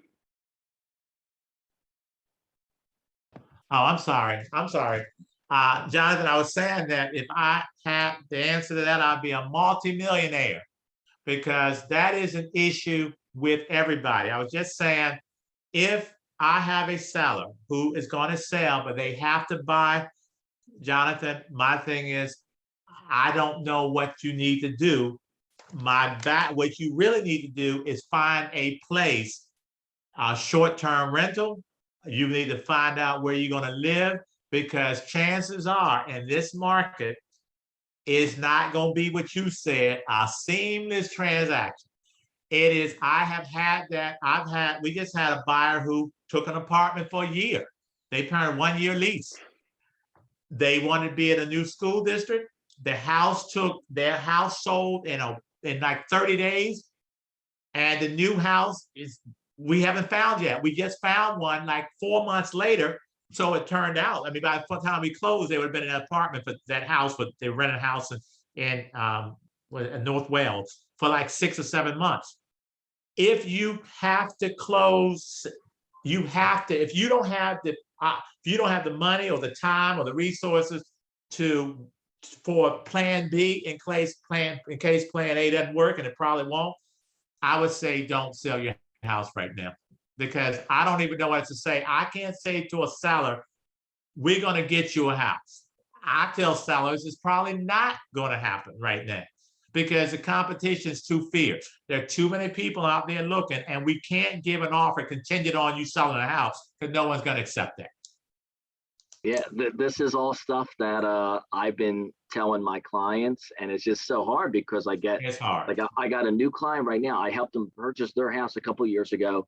They're already ready to upgrade, okay, and they want to move out to Jersey. I'm licensed in Jersey, and I've been following what's going on there, and it's really, really, really tough. Listen, I don't have an answer, Jonathan, but I just know I tell my clients, you've got to be realistic. It probably, you have to have a plan B. If you telling me you have to go from here, this house to that house, I'm telling you, Jonathan, I'm not accepting that client. I'm personally not taking it because I know I can't help you right now. Especially if there's no houses in the place where they're looking. If there's like one house on the market in this town or where they want, or the neighborhood they want to live, and there are 50 offers, it's like, we have to be realistic. I'm not going to take you on. You just can't buy. Tell them just wait, or figure out what you're going to do. If you have to, I've had clients who had to move stuff into a storage unit. You have to plan for the worst. And in this market, I don't know what else to say to that. Well, thank you. I appreciate it because I was, thinking maybe, that you would have some, special tricks up your sleeve or whatever Yes. it is, but don't take them. And I have some tricks. Let me see what else is up my sleeve. Right. Get a what do you call it? Go with those rentals for $1 a month and put all your stuff there and go live with your mama for a few months. Right. Yeah. So I appreciate that, it is what it is. There is no special way, or, nope. There is no foolproof way to do this right Nope. now with Nope. this market. In this market, I would agree. I totally agree. Okay. All right. Anybody else? Or if not, I thank you all. It was fun. And if you have questions, you can always reach out. All Thank right. you. Thank Thank you. You're you. welcome. Have a great day. Thank you.